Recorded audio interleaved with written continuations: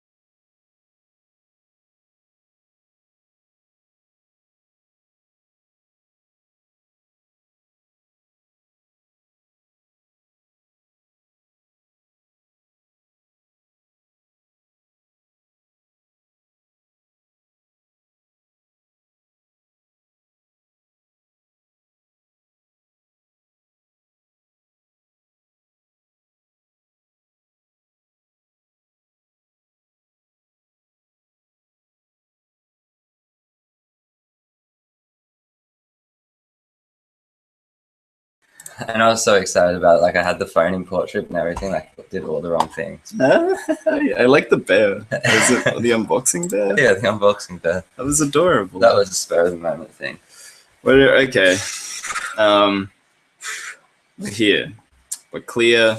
We have. You're ready for battle too. I'm so ready for battle, dude. Oh no! Now you're ready for battle. No. I stole it. Dude, you stole my arms. God, that's so weird. It's so weird having two people. Wait, so if we draw a second, is it tracking to one face? So if we draw on a second face, like if I just give you like a little, no, it's so it only tracks one face at a time. Oh.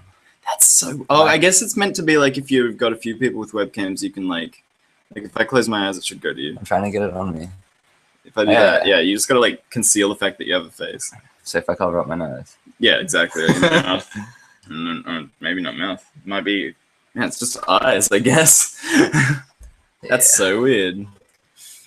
Are we? Let's line that up for everyone. So what's the chat happening today? Oh man, we got. I mean, it's Monster Hunter. We're talking romance. We're gonna get saucy today. We're gonna get real romantic. We have a viewer that's been kind enough to sit through me silently drawing on my face. I hope you had my tunes open or something. Like, hope you were listening to some Ninja Sex Party while you waited. Because I've been listening to a lot of Ninja Sex Party while I've been hunting because it is really good background music for hunting. Huh? I bet you have. Dude, it's great. It's such good. Anyway. I bet you. What is that meant to mean? I don't know. It's one of those things you just say. Oh, I know you. Just a clarifying sentence. Oh, I know you. What? What do you mean? Oh, man, it was so good. So no. I guess I should turn off my armor. Turn off my headpieces.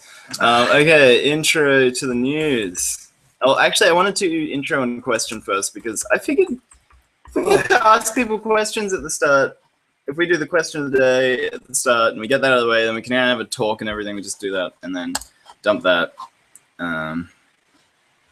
Let me know if you have any objections. I'm still recovering from that skate. Where did you skate?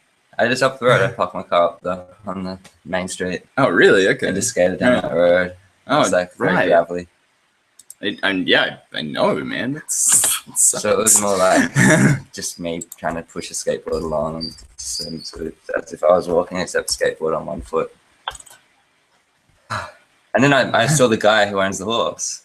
Oh, Ethel. Yeah, he lives across the street from the horse. Yeah, he lives near that horse. That's crazy. That's Does he own that whole field? No, he owns a chunk of it, and then the people that own the race horses that don't much care for Athel, because Athel's like a hobbyist horse owner, and then they're like professional like horse racing guys. So like they've got sports horses next to this like luxury horse that gets to wear clothes all the time and stuff.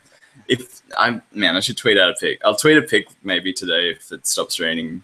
It seems like a pretty spoiled horse. It is the most spoiled horse. He came out with like a bag of apples and he's holding it. He loves it. And then the horse just sort of looks up and just like, no, I'm not coming over there, man. And then he's like, oh. Not today. Oh, dude, Athel loves that horse to death. But like to the point where it is like a spoiled horse. Like, I would say he's all dressed up. Yeah, that's what makes me think he's a racist horse.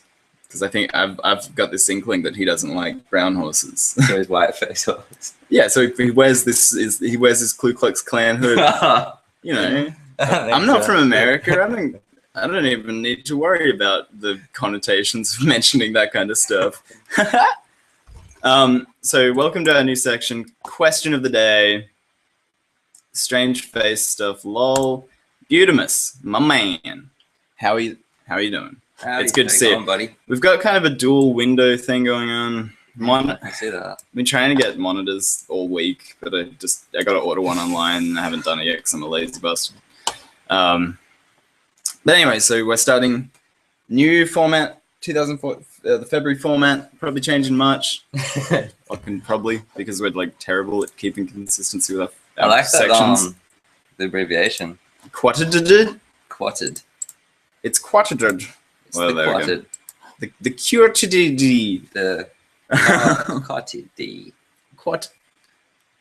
Question of the day. Question of the day. Well, of the week, I guess. Question technically. So it should be W. Yeah, sorry.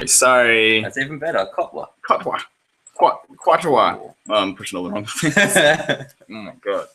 Quatwa. Welcome to Intro and Quatwa.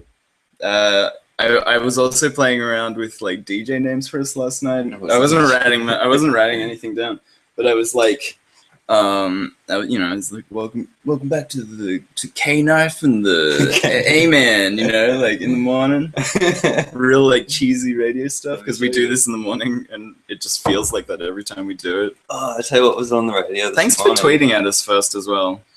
That Beastie Boys song, Another Dimension. Oh, dude, I'm just jamming out to that. I haven't listened to the Beastie Boys since that reunion comedy special thing came out. Did you see that with Will Ferrell and Elijah Woods and stuff? Yeah. Oh, we should watch that again. That is amazing. I love that. Like Susan Sarandon at the start, where she's like coming down the stairs and they're like playing Seth Rogen. Is it Seth Rogen, Elijah Wood, and it's that other guy who I can never remember his name? No, it's no. Will Ferrell. Will Ferrell he's like one of the future Beastie Boys that comes back from the future for the dance off. No, it's the guy from like Eastbound and Down and stuff. He's in a lot of stuff, like Will Ferrell and stuff. No. What? You talking about? Throwing names out there. If you haven't seen the Beastie Boys, like 25, I mean, just go on YouTube and like look up Beastie Boys reunion. I forget what it's called exactly, but it's got like all those people like Will Ferrell and stuff in it, and Elijah Wood's in it, and Susan Sarandon's at the start though, and like they're just coming out of a house party. It opens up with them leaving this like house party, and they like they're coming down the stairs, and then Susan Sarandon's there, and she's like, you weren't throwing pies in our apartment, were you? And then there's got like, it's another actor that's like really famous, and he's like just going like, yes, because last time we came home late, there was pies all in our carpet and on our TV, and there's pie everywhere. And they're just like, it's like that's the joke, I guess. They're like, it's just this whole half hour of them like, they get on acid in it with these like weird heavy metal girls in the back of a limo and stuff. And it's like it's this weird it's like 25 minutes long. It's this tribute to the Beastie Boys, and then like the future Beastie Boys come back and like in a DeLorean for a dance off, and like that, and that's like Will Ferrell. God, who's the guy from? I'm so bad at names this morning. That movie that parodies Johnny Cash stuff. Will Ferrell's body. Yeah, Will Ferrell's body. John C. Reilly. Yeah, all those guys are there. It's just funny, and it's like got Beastie Boys music in it, so it's fun. And like, Yeah, the acid trip scene's really funny. Like Ted Danson, no, Steve Buscemi or something, and Ted Danson, they're like waiters in it that like don't even get named in the credits. They're just like in this like 2-second shot where they like fall into a like restaurant super drunk and they're just like stumbling all over the place, and then Ted Danson shows up. He's like, "Get out of blah blah," but it's like all slow motion and silent, so you don't really know it's him. It's amazing. It's crazy. It's really good. If you like the Beastie Boys. Which I assume people still do, right? So I called today RetroCast 15 Romantic Monster Hunters, because you know it was the worst time to release a game that I wanted to spend more time with. Yeah, it was so like that. When I started playing it, I thought it had just come out. Like, and I was saying to Bodhi, I said, "Oh, so you've been up since midnight playing it since your Bodhi?" He's like, "It came out yesterday." Yesterday at midnight I was doing that, and I was like, "Oh." Dude, he had 24 hours up to 2 days. Really? Saturday, when did it come out? Saturday? And then Sunday night, I think I was talking to him, and he had 24 hours already. I was like, all right, man. We got a badass over here. On those first playthroughs, do you reckon you're really getting the most from it? You won't. You're going through it too quick, I think. Beautimus. You need to space it out. Oh, no. Dude, I'm so sorry to hear that. I won't deluge that onto everyone for you because, but that sucks. I'm so sorry to hear that. I just picked up and we're doing all right, I think. Yeah. Sorry to break. I just got every time my chat works, I just get excited and have to go read it. Oh man, that sucks. I'm sorry to hear that. But we're on Monster on a hype still. We're on Monster Hunter. I got a new job starting at 4 to 6 a.m. weekdays, so that's something. I don't know. I'm excited. It'll be fun. Yeah, that's cool. It's a cool time slot too because you got the whole day pretty much, do you? Yeah. Unless it's 4 to 6 at night. No, 4 to 6 in the morning, and then I have the whole day, and I'm also getting offered some shifts in the actual shop. So after I do my deliveries, I might be able to just slide right into that morning shift. Cool. So you just work straight through till like 10 or something, and then head home.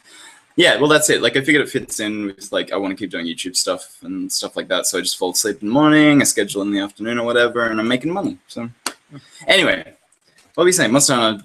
Sorry, yeah, the most inopportune time for it to come out. That was insane. Because, like, but yeah, I mean, we just got a tweet about the 24-hour in 2 days malarkey. Like, I don't think I even did Pokemon that quick. I might have got like 10 hours in the first 2 days of Pokemon or something. Even though we were speeding it, we still spaced it out over like. Yeah, I think like we finished in like a week and a half. Yeah, about a week and a half, and probably about 50 hours to finish, sort of thing. Yeah, exactly. It's about 5 hours a day, sort of thing. 5 to 10. If you were like really into it, you probably like. I think I did a couple of 10-hour days where I was just like that's sort of all I was doing with breaks in between. And if it was just a day off or something, because like Pokemon is great. But I also found out my time in Pokemon was all convoluted. Did I explain that? Where like, because I was like online locking my DS. So like, if you're in the battle menus of Pokemon, you close your DS, it locks you online. You don't have to reconnect to the battle network when you like come back, and it lets you close DS. But it basically means that your DS is still on and the time's still ticking up, I think. So like, I've got like 500 hours in it now or something. But that's just because I leave it on for like days in a row or something, I think. Otherwise, I've played too much Pokemon. There's like 2 sides to that. I think I'm about 250 something. I had 750 in X and Y, 500 in this one. I think the data isn't completely correct, but like a lot of that has to be me. But I do well, like, you do breeding while you're doing other stuff. Anyway, blah, blah, blah, blah. What's the question of the week? Question of the week. Oh man, I'll get to it in just 2 seconds. I'm going to get up and catch up with these notifications. Beautimus, 24 hours that fast. Well, I played Monster Hunter for You demo a few times. Controls are a bit wonky. You gotta get used to them. I hear you, but I respectfully disagree. I've heard that from. It's usually the first thing people say. I mean, and that's what I've been told a lot. Would it be like a movement because it's like you've got the heavy weapon and you strike and. Well, that's it. It's like a few things. I'm not sure exactly what your problem was with the controls exactly. I'm assuming it's the camera and moving the camera to lock onto stuff. You just gotta tap on that L all the time. You tap L all the time, and I get how that feels janky when you're not used to it. Just like because Zelda target cam sort of thing. Yeah, that's what you're doing all the time. Yeah, exactly. I mean, like I totally get how that feels wonky. Like when I first started playing it, I was like, I'm never gonna be able to play the Stellar Circle Pad Pro, but I got used to it, and now I totally get that, dude. Like snapping the camera every 2 seconds can get very disorienting if you're fighting some of these new monsters that just jump around everywhere. Like especially Tetsukabra sometimes when he's just like charging around and you're just like snap, snap, snap. Velocidrome, he's all over the place. Velocidrome is ridiculous. Have you ever seen the Nara? Yeah, I just unlocked it in story and I just unlocked it in Hunter Rank 2. Yeah, I did. It's crazy. I versed it with Bodhi and Pez. Yeah, I versed it with Bodhi and Pez the first couple of times, and yeah, like because they were a bit ahead and stuff, so like we just smashed through it. And then like the first time I got to fight it myself, I was like, it was just this giant spider that was not focusing on anything but me. It was amazing. Oh, is that what we're talking about? Sorry, I was talking about the Narajala. Oh crap! You mean that snake? Yeah, have you got that? Yeah, I've fought that as well. I fought that with Bodhi and Pez as well. I couldn't catch him. Like Bodhi and Pez sort of knew his movements already. So I was just like, so I was just like chasing a snake around for 30 minutes essentially. Mm-hmm. But those guys are like so efficient. He just moves wherever he needs to go, sort of thing. Exactly, just rolls. I wish they didn't put. If you haven't, I'm not gonna give away too much about his design, but he's like sort of snaky and because if people want to play it and stuff. What I'm saying is I don't know why they gave him little flappy feet. I hate that. I love it. No, it's so stupid. No, he's a Chinese dragon. No, but up to that. But he's sort of Aztec-y, I feel. But I get you. He's sort of both. But no, dude, they should have just given me a snake. No. There's never been a snake, and they always have to slap little feet on the side of stuff. Little flappy feet. Little flappy feet. What do they do? What are they used for? For climbing. Oh yeah, for climbing, huh? It's fucking 1 inch at a time. Yeah. God damn. He loves his feet. Let him have his feet. Look, in another world, I could see myself being very endeared to them, but I just want a snake. There's no snake monsters, and they never do it. Would be too crazy though. A snake slithering everywhere. But that's all it is. It's a snake. Then they just slap little shitty feet up. It's never. He's always coiled up and rolling around. Well, what do the giant like Chinese dragons do with their feet? Nothing. They fly. Yeah, but they're legendary creatures. This is like everything in Monster Hunter is like feels very like realistic to me. Like the creatures feel very like thought out, and their movements are like sort of organic almost. And then you get this fucking. He's so realistic. They're evolving away. No, you think he's like evolving in the middle to a point. Exactly, he's retracting. Yeah, but that's what I'm saying. Don't give me middle point. Just maybe there will be. Maybe they got DLC. They'll throw it. They've got DLC. They giant Narajala. I'm wondering what the DLC will be actually. I'm hoping it's like because they've gone for like Zelda themed stuff and like Mario themed cats you can get and stuff. Like you can make the Mario armor for your cats and things like that. I'm really hoping that some of the DLC is like very Nintendo-esque monsters and like very like a fucking like a high version.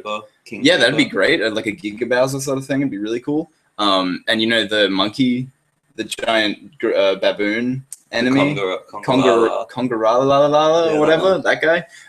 I'd love a king version of him that's just Donkey Kong sort of, but like really like even like monsters. It just has a little tip up where he's got a little DK badge or something, or a DK scar or something, just like so it tips off that this is actually Donkey Kong. Well, yeah, just like even a brown pelt with like a red little stripe down this front. Like it doesn't have to be obvious. I just want it to be like sort of interesting. And you know, like the first boss in most 3D Zeldas is usually what's his face, the spider.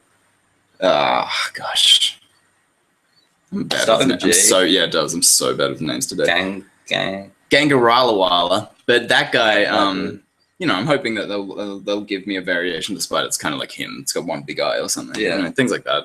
I don't know. The spider felt like a small spider.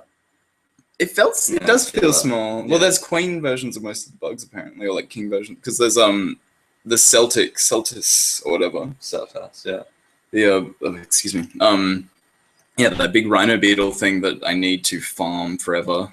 I moved into bug stuffs. I got really into them because they're so customizable. They're crazy. You can customize your bugs specifically. Yeah. So like the little bug you shoot out, you can make it super fast and powerful. So right now I've got like a thunder/fire damage bug that does blunt damage and like just goes so fast. He's a bullet. He just like, I've killed so many of the monsters that are out right now with him, like just the bug alone, because you just sit there just like mashing into them. Right. Because if you're next to them, then it has extra stamina. I didn't realize the bug had stamina. So like that dictates how far it can fly.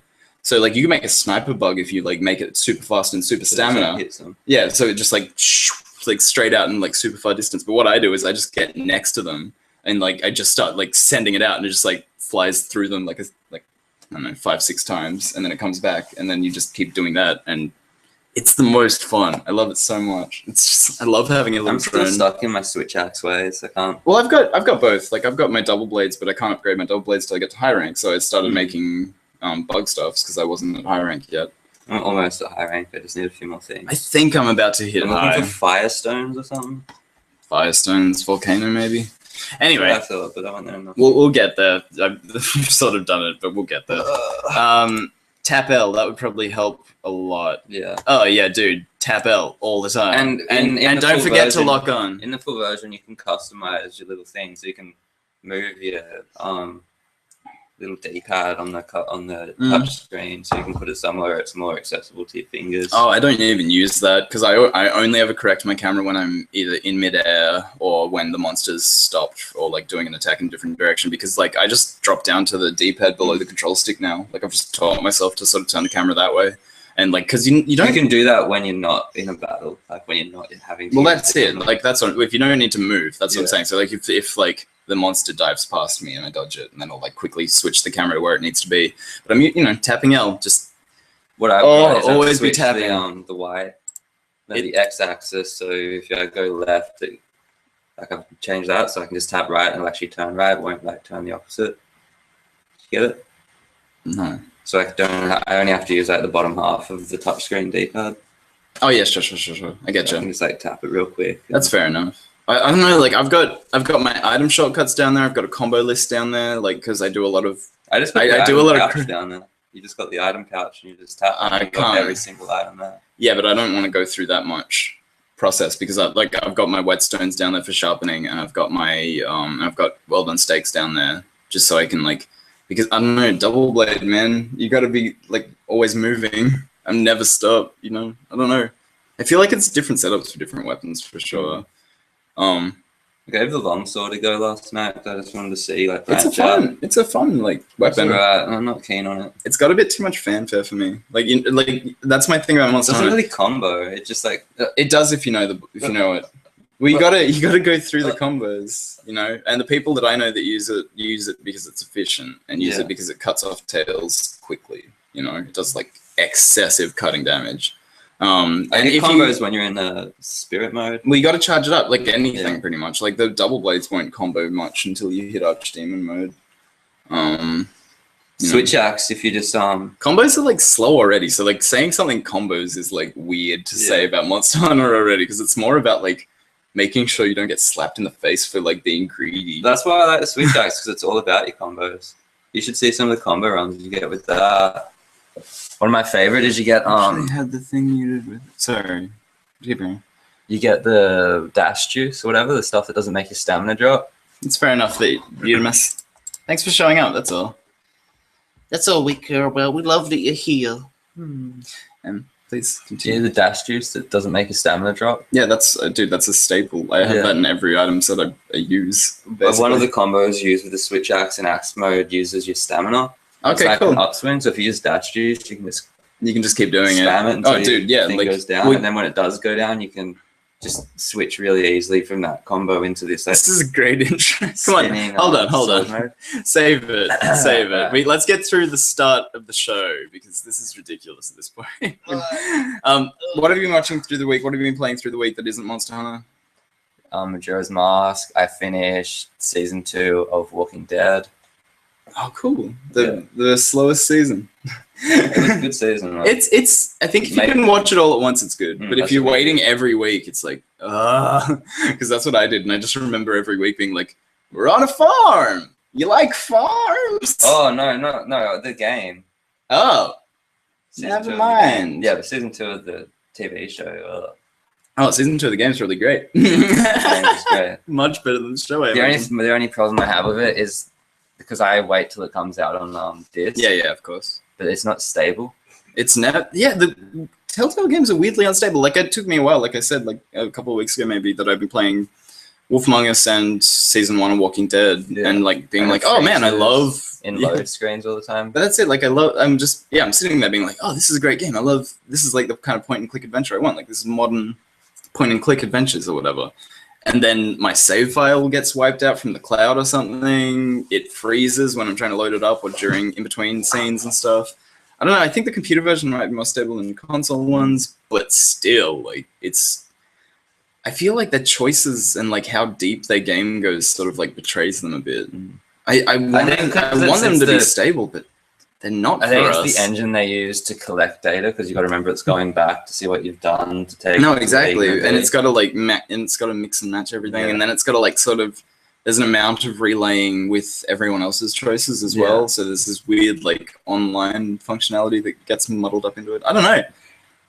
It's interesting. It's to say the least.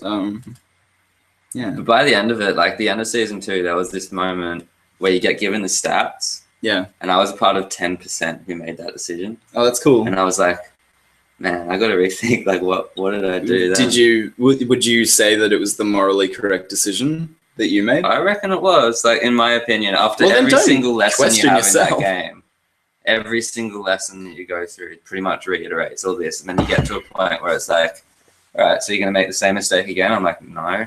Yeah, right.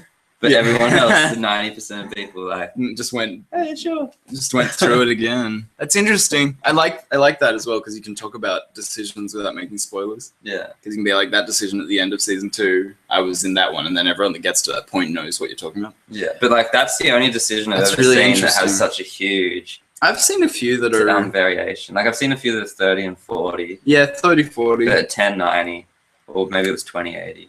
28, yeah, for sure, but like high percentile. Yeah. That's interesting.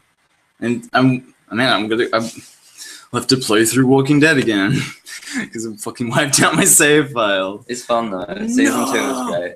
So much fighting though, like between the characters. So much arguing always. No, dude, tell me about it. It's draining. It can be a bit draining. I mean, that's what I found about it. Like, I could only play half an episode to an episode at a time because, like, after that, same thing I had with Metroid Prime, the 3D Metroid Prime games that I recently just bought on Wii U.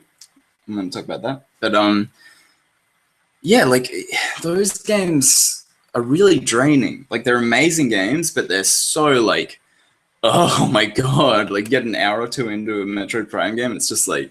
You're alone and you're tired and you've been through that whole ordeal, and the motion controls actually like are very accurate and cool, and I like the way they work in that game because it represents you on the screen really well, where it's like, hey, look, you gun arm, and you're like, oh my gun arm, it's awesome. Yeah, I love that stuff to do. Like, oh, dude, that's one of the games that did it really right. And even though I do kind of like the GameCube control scheme better.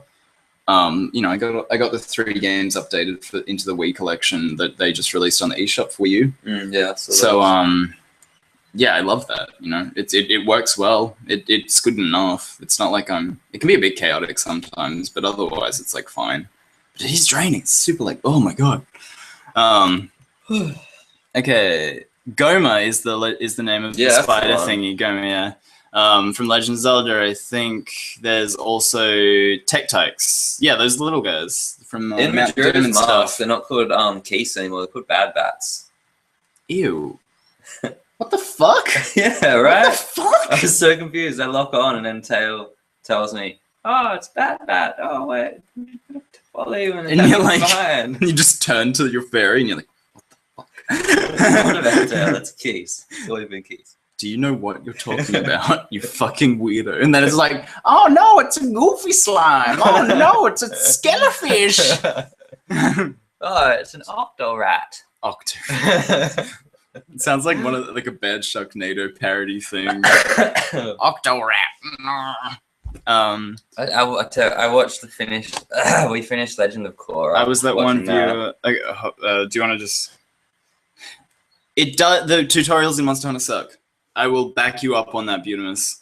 Sorry, I read that. Like the first. Well, you know when you like star? jump into the midair and you go to like attack something and like mount it, and you're like, oh, I know how to do this. Like I'm pretty confident. I'm good at this game and stuff. And then it like stops you in midair and it's like tells you 50 things. Yeah, they're not all the way through it though. Just that. They're not all the way through it, but they're like the first like 6 hours or something are like just fucking. You know how to fish? Hey, buddy, you want to ride a catch a watcher?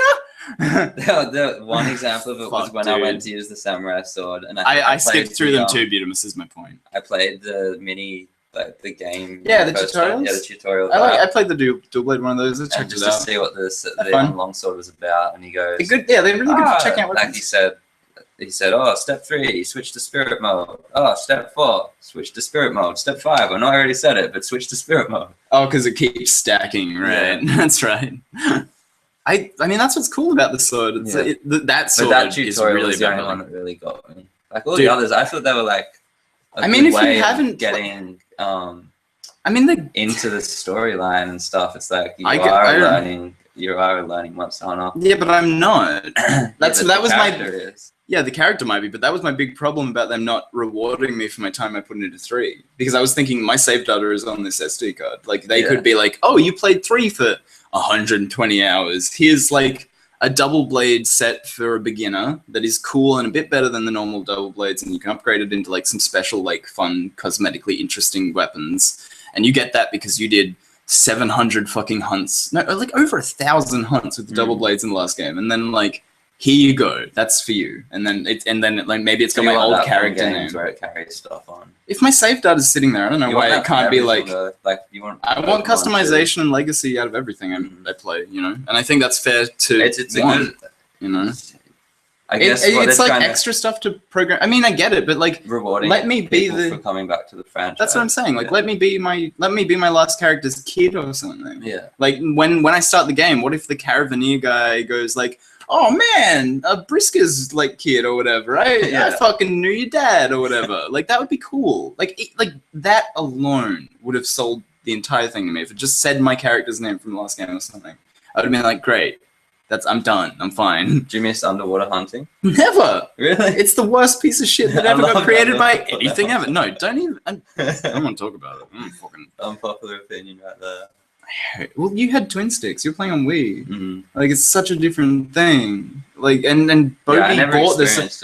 Bodhi bought a Circle Pad Pro for it because so you could do it. Yeah, so you can play underwater hunts, and it's just slower. It's muddy. It's like flying but muddy.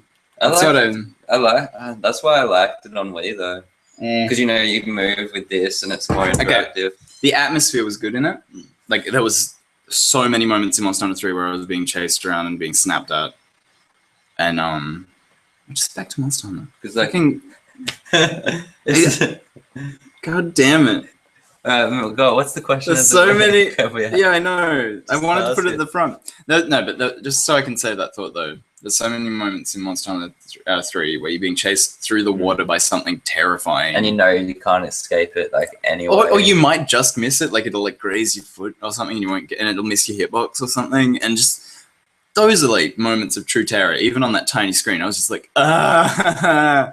But like, this game I feel more like a bounty hunter, like that sort of like bounty hunter vibe or whatever, that big game hunter vibe. And I feel better about myself. Like I feel like more confident in my skills, and I know that I'm not going to be stuck on some fucking Plesioth hunt or something, some fucking like Lagiacrus bullcrap where it's like, go play with the Lagiacrus in the ocean. I'm like, no, not again. It's like, you love it. It's electric. Literally, it's electric. Did you No, I do miss everything. Did you ride everything? I mean, you know, now that I got a bug stuff, I definitely do. That's the first thing I do was like try and mount it. Oh, that's funny. I'm making headpieces out of everything. Did you mount a Lagombi? Yeah, dude. Every day. All day. And they're like drifting around and stuff, and you're like, oh. You're just as big as the Lagombi, so you're sort of like surfing on it. Are you in love with him as much as like, did you fallen for him like I did? I'm not really. I've already made the armor. I've already like fully I like his armor set. His armor set's amazing. Oh, it's dude. the only one that I haven't looked at the stats or anything. Oh, dude, you haven't played just with the aesthetics of the armor is like so. Well, his good. ears are so fluffy now. Oh my god, I love it. Well, I just made it recently, and it gives evade distance boost. So if you're climbing up a wall, it takes like 2 jumps to do most walls. It's just like blah blah blah blah. So it actually boosts like how far you roll and stuff. Yeah, it boosts it with if you're wearing it with an insect glaive, it boosts how far your pole vault will actually go. If you're climbing walls, it'll boost how far you can dodge up and down side to side on walls. If you're dodging just in general, yeah, it's any evade distance, so any B pushing. Back on Monster Hunter. Did we leave it? Question of the week. Anyway, I just wanted to get that thought out about how fucking terrible underwater hunting is. Just saying. No, I mean people liked it. I enjoyed it, but if I had didn't 2 have sticks, the experience of playing it on I just don't like it. a 3DS. I mean, I don't know. People say it's better with 2 sticks, but it's just slow. I don't know. Reckon Monster Hunter 4 is coming to Wii U as well, isn't it? No. No? No. That's fully handheld these days. I mean, 5. I think 5 might. Just if this does well, 5 might. I really hope this does well. Oh, this has done insanely well. Have you heard? All of the people who played Monster Hunter 3 are shitting themselves angry on the internet. Like, I've seen a few people that are like pissed off as fuck because it's so popular now. There's heaps of newbies online, so they're all like, "No, the pattern is lay a trap, put down bombs, do this, do that," and then and there's all these newbies being like, "Monster Hunter is fun," and they're just like, "Ah." I love just doing whatever. I know, me too. If people are mad, I hate getting. That's what makes me stop. People take things too seriously. I'll stop. You get a stun off on the start, and then you just get some small bombs. You know what I love doing now? Putting down some bombs on the they just knock it up into those alleys and just fucking nail them. Or I'll just bump to the bottom of mine. That's full back roots, right? Some mess. We'll get to it. I'm gonna do questions. I do love the show made on Red It's great. Question of the week is what's a good romantic game? What's your favorite romantic game relationship? No, but what's I guess what I'm trying to say is couples of games is more what I'm going for. So Zelda and Link from Skyward Sword would be my first thing. Would be an example. Romantic connotations in it, or a game that you play romantic get together. How about this? What couple in video games do you think is having the best Valentine's Day? Okay. So yeah, I imagine in Skyward Sword, for example, this is the example I'm using because it's the relationship that just popped into my head. Yeah, Groose and Zelda, Groose and Link, they get on their loft wings and they fly off to that that weird festival comet that's floating in the air, and then they have a picnic there and play some mini games, and then watch the sunset. And they fly home together, and Zelda's just crying. It's all over. But I mean, that's not my choice. But that's just the obviously Link and Groose is the obvious one. Yeah. The obvious first choice. But yeah, so just I didn't get time to send you the question, but I figured we just went past Valentine's Day. And Sergeant Keen, I did a Valentine's Day thing with his girlfriend where apparently they went and saw 50 Shades Grey. Leave it at that. What about Master Chief and the hologram? Cortana? Oh, that is a good one. That's a dude. See, you're onto it. What did they do? I mean, that breaks down. Yeah, it's kind of like it gets a bit weird. Valentine's, it's because she gets closer together. But doesn't she get weird robot Alzheimer's in the 4th one or something? And she's like, "I am forgetting you, Master Chief," and he's like, "Oh no, the Notebook!" Because it's basically the Notebook in space. I'm gonna get so many Halo fans that are just like, "Fuck you! How dare you, my queen!" No. What about Kerrigan and the fucking they're not Tyranids. Shit. Do you know the StarCraft storyline where she becomes Queen of Blades or whatever? Oh, what's her name? In StarCraft, the woman that gets left behind and she gets taken over by the Zerg, I want to say. God, I am fucked with names this morning. Sorry. Bleeped with names this morning. Trying not to swear. I don't even but then I can't say Dingle Dang because it makes people so uncomfortable. StarCraft was Yeah, but people still My play. preteens. People still play StarCraft 2. If Lenny was here, he still watches the Korean like finals every year and stuff. Yeah, He'd know for sure. Is Lenny. it? It's the Zerg. I think it's the Zerg, right? Zerg Rush. Isn't the Zerg from Toy Story 3? Zerg's like. Oh, I guess, but that's spelt the exact same probably. Whatever, dude, man. I'm gonna. Yeah. But that's my point. Most romantic couple, Kerrigan and the Zerg. I think her name's Kerrigan. Oh my, I'm probably getting it all wrong. But you know that storyline stuff? They released really good cinematic trailers for it when StarCraft 2 was like, I think maybe even recently, because there was an expansion to do with her. So if someone knows StarCraft lore or wants to Google it and school us, go for it. Have a look at this. I'm never gonna. Wario and Money. Wario and Money. All right. I thought you were like reading something off my shelf, and I was like, "What is that?" That's I'm just getting jogging memory. It's the name of like Mario's autobiography, Wario and Money. Wario and Money's good. He does love money. That's true. But I think he loves treasure more than money. Because he's a treasure hunter Wario, traditionally. gaming. The new ones, he's more about money. He's like about trying to make money from his game. He's like, no, I'm rich. Here's a pirate game. That's awesome. That's so dumb. Well, like back in the day, though, he started his life as a treasure hunter. Yeah. Now he's like retired. And how do you feel that what's that new Gambit? He's the new Wario. Is that his name? No, it's not Gambit. Gambit. I was like, the X-Men. I'm gonna throw some cards at you, and then I'm gonna eat some collard He looks like I think that's a New Orleans thing. Purple, and he's got a bag, and he. Oh, Nabbit. That's Nabbit. He's the new Wario because they've like Wario's gone off into. I mean, they've made now. Yeah, Wario is way more benign than he ever was before. Yeah. It's like he got old and he was just like, I can't be a villain forever. I gotta fucking settle down. And yeah, totally. Like he used to be really sketchy, but now he's just like sketchy enough. Like now he's so. I actually wrote an article about this that never got put up on the website I wrote it for. But it was about how much like weaker Wario is as a villain now. I think I published it on my own blog. I forget where I put it up. This is like 2 years ago. But it was it was about like the growth of Mario and Wario against each other, and like how Mario is like this weirdly like homogenized like whatever thing now, where he's just like, I'm at the Olympics, I'm at the blah blah blah, I'm on the Didderper. He's basically like a pop star sort of thing. Well, yeah, that's what he's been in that dancing game and stuff too. Like, there's probably a singing star Mario. He's a celebrity. Yeah, and that's goes back to that retiring thing, I guess, where like they're both sort of like old and like that. Okay, number one romantic couple, Wario and Mario, best couple. Yeah, but like Wario used to be a bad guy. Like he was literally the villain in Super Mario World 2 or 3 or whatever that one was on the Game Boy. So that's where he first shows up, and then he's actually a bad dude.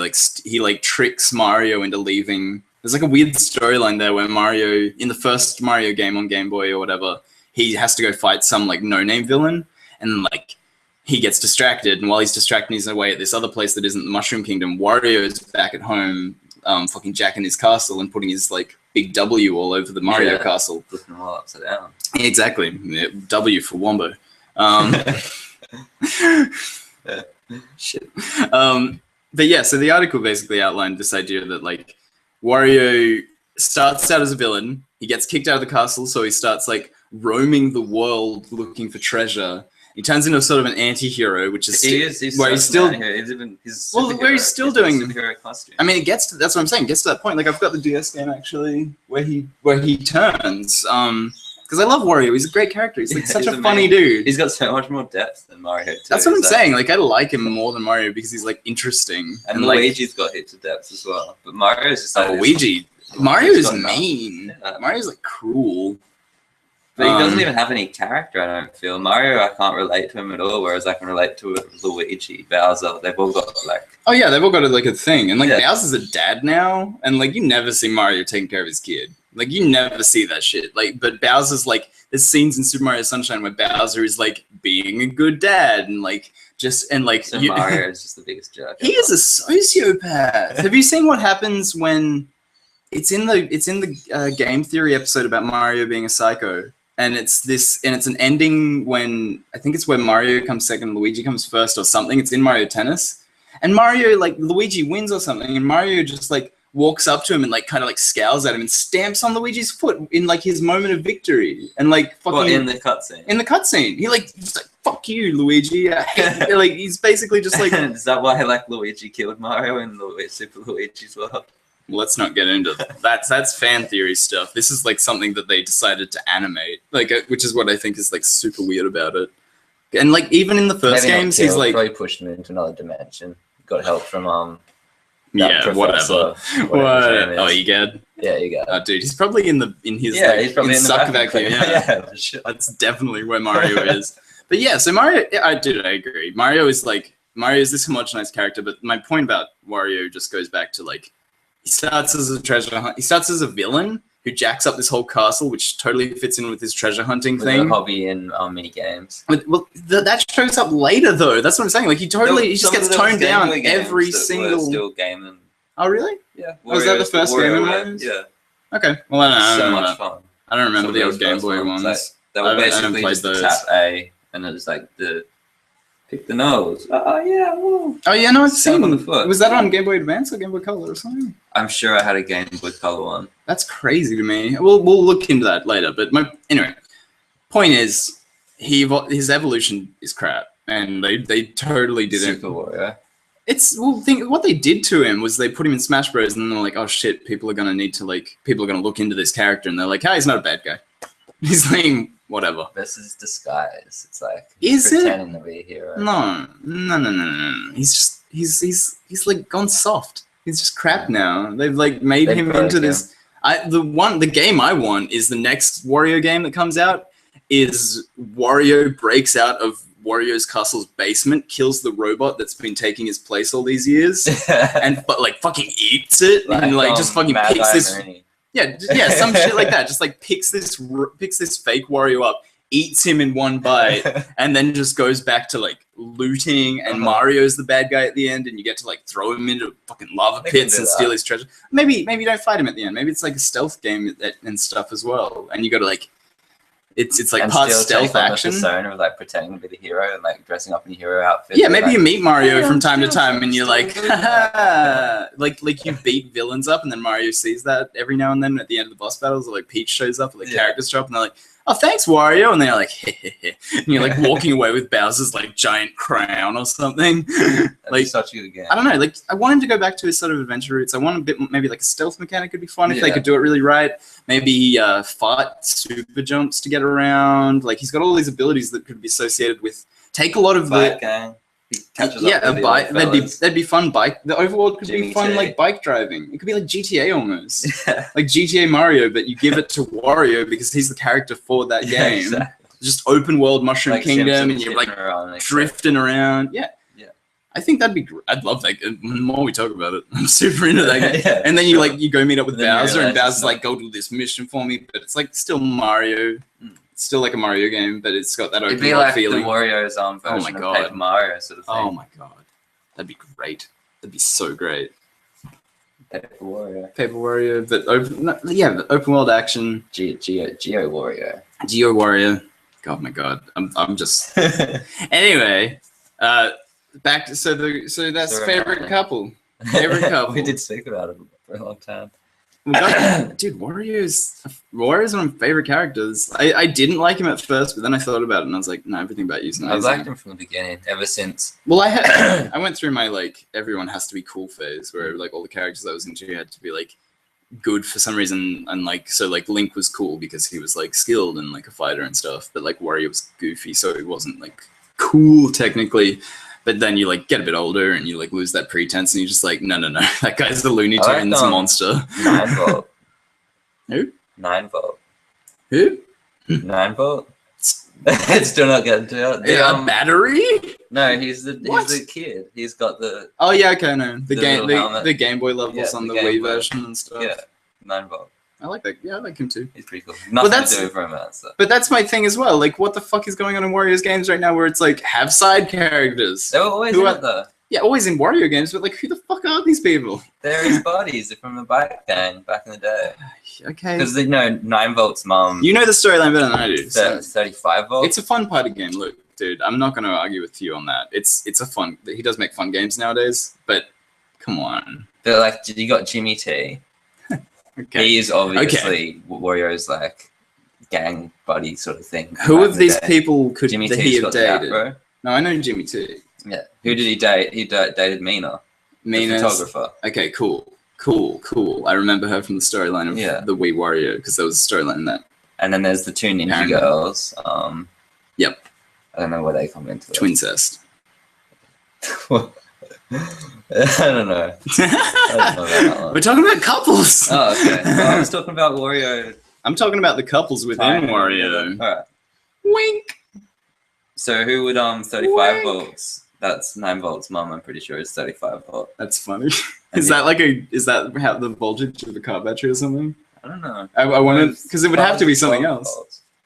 Oh man, I want to know. It's what just kind of their battery. age, 9 volt, and then 18 really? volt. That yeah. sucks. Because there's 18 volt, 9 volts Yeah, older I brother. don't. Okay, It's dude, really weird. I'm not gonna pick up the entire Wario cast right now. Okay, I do know the And characters' there's Bear. designs. I know all the designs. Like I know he's the bulldog guy, right? No, Bear's Really? just literally a bear. Whatever. I don't like. I know the They designs. just throw in there every now and then. I don't know Bear. Character that's I just don't know bear. Bear. I don't know Bear. The dog, I can't remember what Is his name Bear dating Panda from Tekken? Yeah. Sweet. That's hot. They're gonna make a weird mixture. Alright, of let's get baby back bear. into I'm trying to segue as hard as I possibly can. You're hating on the Wario universe. I'm not hating on it. I just Alright, well, let's I go, do let's hate go. it. That's fair. I do hate the shit out of it. Actually, in honor of Majora's Mask, the kid that gets cursed, the guy that gets cursed to be a kid, and he can't marry his wife. No, it's a side quest, and it's like the most beloved side quest. Don't know, spoilers. Not spoilers. I've never You would have finished met him already. I've only just done up to Wood 4. I'm sure you would have seen him around. You know him. Was he All part right. of the Bomber Gang? No. I haven't met him. Is it Tingle? Yeah, it's Tingle. It's Tingle. You give Tingle I'm a a kiss. fairy. You give Tingle a kiss, and then he like turns into a beautiful prince. Actually, no. You I'll have tell to. you what, You have to the- cut his head off. He I turns reckon back the into a most beautiful prince. the most romantic version of Zelda would be the You say- relationship between Link and is it Tetra? Oh yeah, cool. I was gonna say if you say Ocarina of Time, I'm gonna slap you because I heard someone say that around Valentine's there's Day. no connection. No, there's there no at all. chemistry. Nothing. It's I've literally just for been it is that like everything that happens in the playing game is out the roles. literally. It's like a kingdom where you get sent off to marry someone. They're literally just playing out the roles of what they Oh, have yeah, to do for the sure. better of the world. For 100%. Well, no, because I was looking back over Ocarina of Time storyline stuff recently, and I was like, I get it. Like it's like a hero's journey, like, but it is so like a cliche Devoid thing of with romance, of like connection. a feeling. Like I get. Well, it's Majora's Mask's fault because Majora's Mask comes out and it's like, hey, you want to feel shit? Here you go. And then like Ocarina of Time comes out and it's like, hey, you want to be a hero and fucking fuck shit up? And then, yeah. and Link, that is Navi and Link is time. Yeah, I can see that. that's more of a romantic. Well, that's because of that last shot in Ocarina of Time. You finished it, right? Yeah, where she's Oh, thank like, God. I'm going now. Yeah, she's like, check you. it's such a one night stand. Stick with those people forever. No, but that's the thing. You find out that he was never actually a Kokori, and like he's not allowed to keep his fairy and stuff. Oh, yeah. She was only there to. It's heartbreaking, and it did play with your feelings. At the end. oh yeah, but the whole game is like just mud before that. It's just like, hey, you want to fight a zombie? Here you go. Hey, you want to get chased around by a fish princess? Here you go. I don't know. I've got some issues. Catching pose, that was freaky. Taking the pose Yeah. of that dude. But that's not, that's fun. But it's not emotional, I guess. It was emotionally creepy. I guess, but like, And the only I other feel part- like that's different. I feel like I'm not connected to the characters more by that. Though, you know what I mean? I was connected to the Gravekeeper. Yeah, okay, Dampy. I had major feels then. Oh, do you mean Little Dampy or like Dampy. original Dampy? Where like when you grew up, he was dead, and he was like, "Hey, I'm the ghost of Dampy. And Follow then me." follow me. You want to party? I'm so alone. I should finish that. I've still got it on my 3DS. Ocarina of Time has a lot of issues that I think Majora's Mask fixed. Is Link really pudgy in Ocarina of Time? Oh yeah. Have you noticed how like gooey his ankles are? Yeah, he seems like he's like whoa. I feel like he's gonna fall over every 3 seconds. If you sidestep in any of the 3D remakes, I just feel like he's gonna like topple over because he's like, oh no. I feel like they've like squashed his head a little bit too. I mean, I don't know. It's just the 3D rendering. Like we're so used to the janky, fucking terrible, pointy versions that the like new gooey ones look gooey to us. Mm. It's just that weird lean he does when he strafes, where he's like, "Oh no, oh!" That's the only thing that gets me every time. I'm loving Majora's Mask though. I'm feeling like I'm gonna love it when I get it. I'm not sure when I'm gonna get it. Probably soon. Because I want it. A hint stone, which is pretty cool. That I've used a few times. The hint stone, where you can literally crawl inside. This... Should we just move on from the question? No. We'll go back to the question. Let's think of some other games. Let's just quickly rattle through out of the Nintendo universe. Okay, I'm gonna rattle some games. I'm gonna ask you to tell me what the best couple in that game is, and the best the romantic link in that game is. And please, if you've got a romance that you want to tweet at us. Desiree. Oh, dude, Desiree showed up. Hey, Desiree. All right, you get home post us starting these days because. By the way, Desiree, if you go back to the start, well, because this is a thing that me and Desiree have shared since the early days of us communicating. I got a job at 4 to 6 a.m. And he got a job recently. Both employed buddies. I don't know. I was excited to tell Desiree because. I remember that was the thing we connected on early was not having jobs. So I'm delivering papers and stuff. I'm gonna throw them at houses, and I got a list. I'm psyched. I'm actually super into it because I just get to like listen to whatever music I want and just go drive around, throw papers and stuff, and like there's like funny little like notes that you get where like, oh, this person's a bastard. Throw it at their mailbox and try and wake them up at 4 a.m. Really? Yeah, there's this like old bastard that like always complains apparently, and like the guy was like, see if you can hit his mailbox because like I try and hit it every morning because it's like ding and just wakes him up. Anyway, so we're talking about couples because we just did Valentine's Day. Did you deliver out to me? No, probably not. That'd be newsagent closer to you.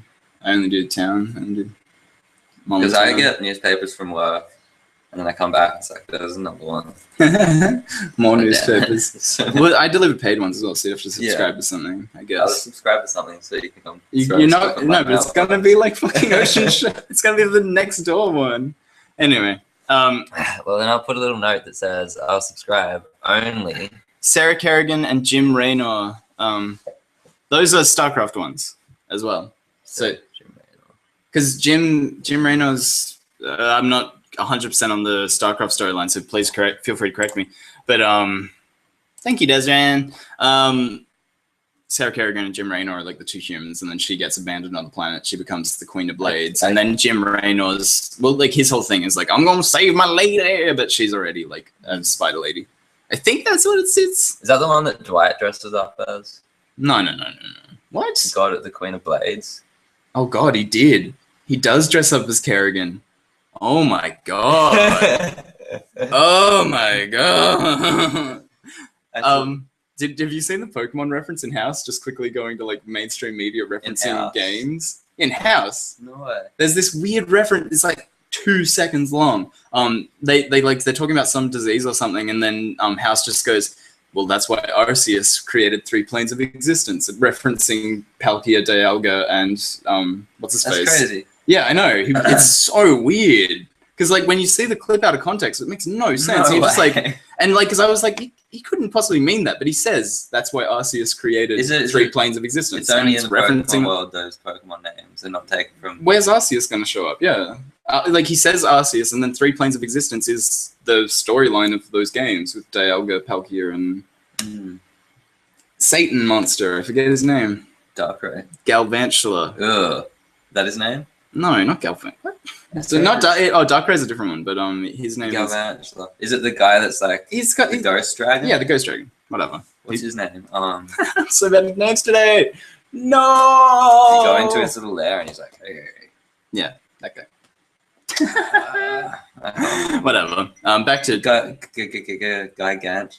It is somewhere like it's like Gigantula or something. I've even forgotten.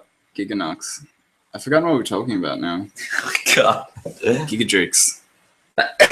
Anyone play Magic? Remember the Visitrdrix? Gigadrix, Visitrdrix. It was that one card. It was like a blue card that cost 8 mana. It was like 7/7. It's like the only buff blue card for ages or something. Yeah, I don't remember it. But the flavor text says like the results of a crazed wizard combining a piranha and a rabbit or something. Yeah. And it's just this buff rabbit with like piranha mouth. Yeah, I do remember. I love that thing. Anyway, me and the Legumbi. That's my favorite romance. Yeah, just gonna throw it out there. Dude, I love that guy. If you've played Monster Hunter, you've killed so many of them. Doesn't that break your heart every time? No, that's why I love him.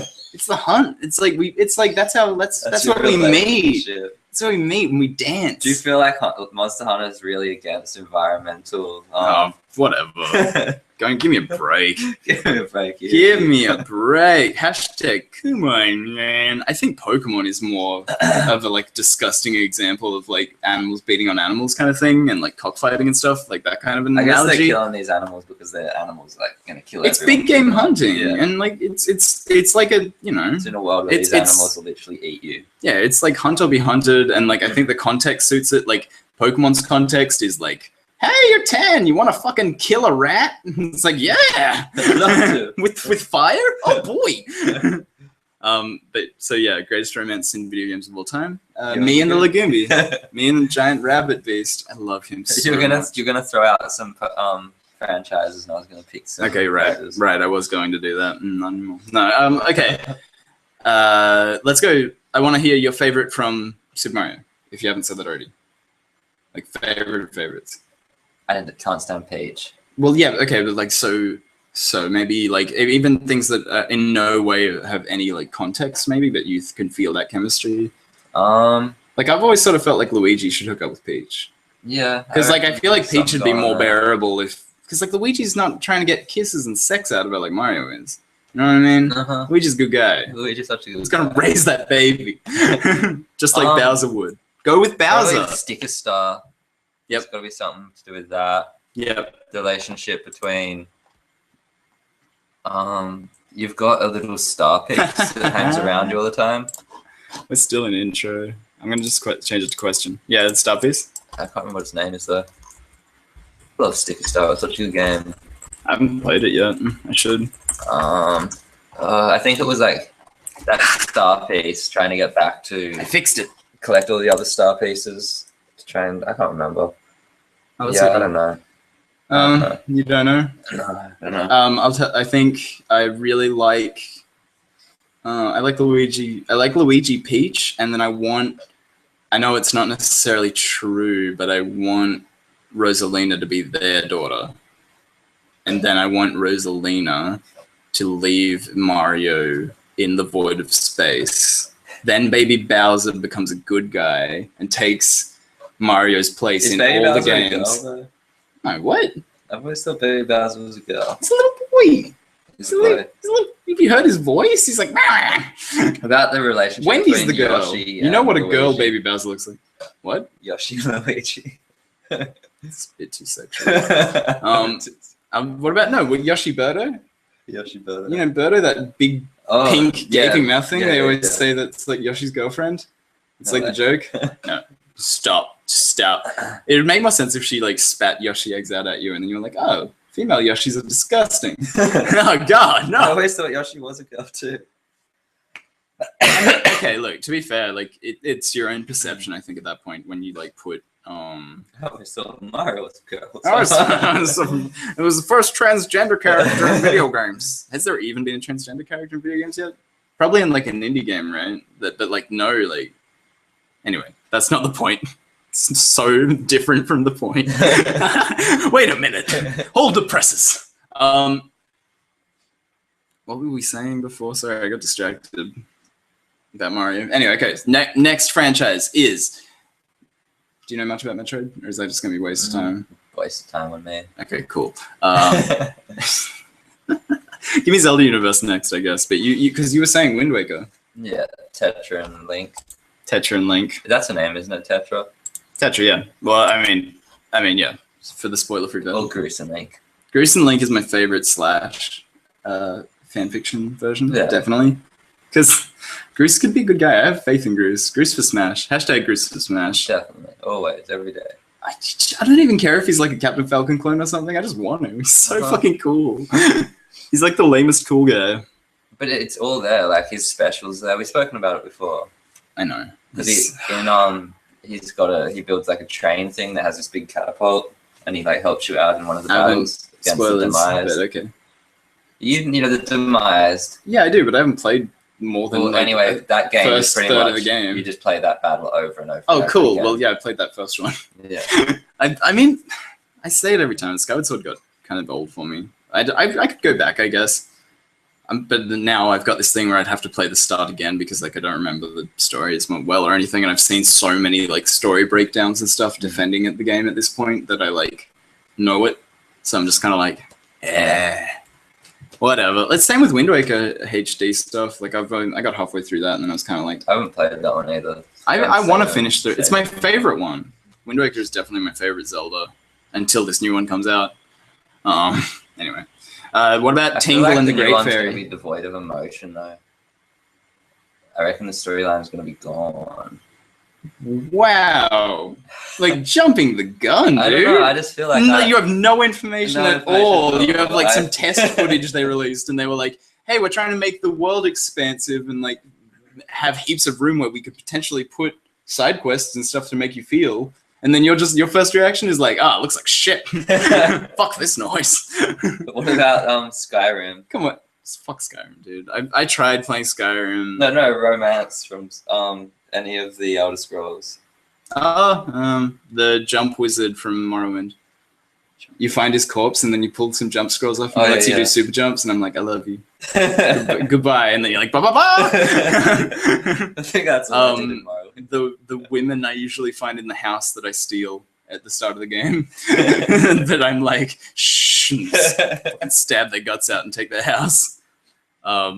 No, there's no emotion in those games. Like I have so much trouble getting immersed in Elder Scrolls games because like the glitches. That's why I feel the glitches like are disconnecting. The open world is void of emotions. Yeah, but you're wrong. So shut up. What about Grand Theft Auto Universe? All those hookers I bang. I don't know. Like what? These are bad franchises for romance. No, there is definitely romance in one of those. I mean, there's dating in them. Desiran's asked us. I think you guys played Fire Emblem Awakening. Who did you pick for your waifu? Question to you both. You haven't played it? Have you played any waifu games like that you want to just throw in before? Harvest Moon's pretty much. Yeah. Who did you pick, and in which Harvest Moon? Just for people who've played it. Cool. She's a hottie. The dark, moody one. Wait, you should just like flap your mouth. She worked in a. Oh yeah, I know. I know. Wait, is this the GameCube sewing? Maybe the Wii one, the GameCube. The Wii one. There's always like a brooding one. What the fuck talking about? Broody one. There's like an. And then when I went, Chris really likes she was the worst. I was like, what? Chris is really into that. Chris loves the relationship mechanics in Harvest Moon games. For my waifu, I got a bit sideswiped by it, and I didn't know when it was going to show up, when that mechanic was going to show up. So I didn't really I didn't plan it so much. I think she found me really, and I ended up marrying Sully, which was totally like, no. Crom married Sully, and Sully's this like kind of like brutish, like strong cavalier woman. She's like she's a horse rider. She's spears. She's like really like tomboyish in all of her dialogue and stuff. Kind of I noticed. Like, but she she has that emotions, but she's still strong and like for battle and stuff. She's really cool. You've got it. I've got it not on the shelf right now. I was playing it before Monster Hunter came out because I love that game and I was like, I should go back to it. And I haven't done the DLC yet. So here's one that's got lots of feels. Excuse me, but my wife was the dog shapeshifter lady. Nice. But yeah, I didn't really get to pick. And I didn't really notice. So it sort of just throws it at you. Well, it's who you like fight with. So like it actually bases on like who you as a player like work with well. Yeah. Which is great. It's like such a smart idea, and I really like. I'm so glad they chose to do it that way. So like actually, it's like you build your connection by like building your connection with this girl, and then you yeah, you fuck, what was it talking about? You build the connection by playing with the character, and you like get your like link up, like A link, S link, that kind of thing. Yeah. And then whoever you have your S links with at this certain point in the storyline, you sort of like hook up with. I'm not sure about the exact mechanics, but like, you know, you sort of meet and have this dialogue where you're like, oh my god, I love you, oh my god, I love you, and then you have a baby, and then your baby comes back from the future, and you get to find your children and add them to your army. Well, that's why the mechanic's so cool, because you like all of your children become warriors in your army, so you get to actually like customize them by like mixing classes together and stuff, and like passing down passive skills from certain classes to other classes to make like certain things. So it's like super cool that way. It takes a long time because like you got to play through the entire game to do that, and there's no like quick way to mix and match stuff. But it's just so fun to play around with. Yeah. So I ended up, I forget her name though, which is bad. I forgot my waifu's name. I remember her before Sully. Sully's Crom's wife. Crom is your like best friend in the game, and like your bro. You're always like, hey Crom, you want to hang out? And he's like, yes, bro fists. Like all the time. What about But yeah, so I married the dog lady. I've completely forgotten her name. I hope you remember, Desiree, you can tell me. But we had puppy children, and it was the best. Yeah, the Pane. Just to be fair, I chose Pan. Yeah, I chose Pan. If this is the girl, I think this is the girl. I'm opening the wiki now. Desiree, I'm opening the wiki. I'm opening the wiki, Desiree. I'm going. Oh, I'm looking at the wiki. Yeah, that's my waifu. My waifu.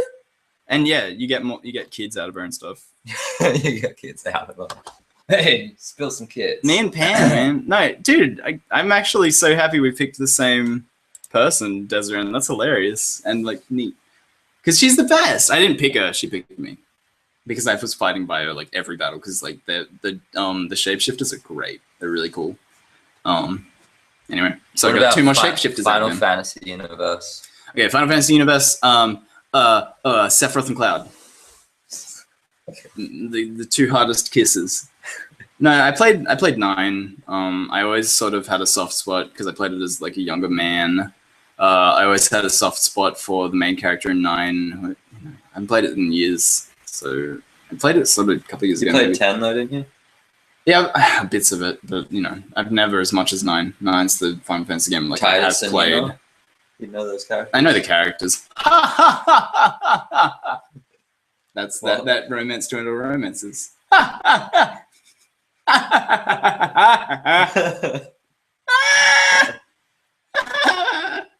Sorry. That's like, oh, have you not got up to that scene? I think I've finished it, but I'm just not. It's that one scene where Titus is like, you gotta laugh sometimes. And oh yeah, like, yeah. And he's like, oh, well, here, let me show you. And then he's like, and then she's like, they're by a pool of water, are they? And yeah, they're by the woods or something. A pool of water or the ocean or some crap. Yeah, it's just, I don't know. they both started, don't they? Yeah, they both just like stare out into the ocean and they're like, ah! Just like terrified screaming. It's meant to be like, it's too much for her. Sin is coming. It's meant to be like, you know, it's meant to be like character building and like they're like, oh, they're having like cute fun together. But it just, if you see that scene out of context, like I have a million times, it's just like, I get shown it. People, they put it in like the middle of episodes of stuff on YouTube and stuff. You know, it happens. Like Saruman's song that he sings. Like Guile's theme. No, Saruman. Like Guile's theme. Wait, that's the Mega Man theme. Hold on. You know that Guile's theme goes with everything meme? And it's like you just put the Guile's theme from Street Fighter. No, I'm not picking up on the Guile's theme. What Dude, if you look it up, there's memes everywhere for it. It's like, missed it. How have I missed that? It's just the Street Fighter theme put to everything. And it's just with like, not Street Fighter theme, just Guile from Street Fighter's theme. And it just works with everything. Yeah, it's like really funny because it works with everything. It's like the hypest music. It's not spoilers, dude. Pan just had a very strong personality. She wasn't taking flack from, nope, she is. She's an independent, and she's like the last of her kind, so she's like cool.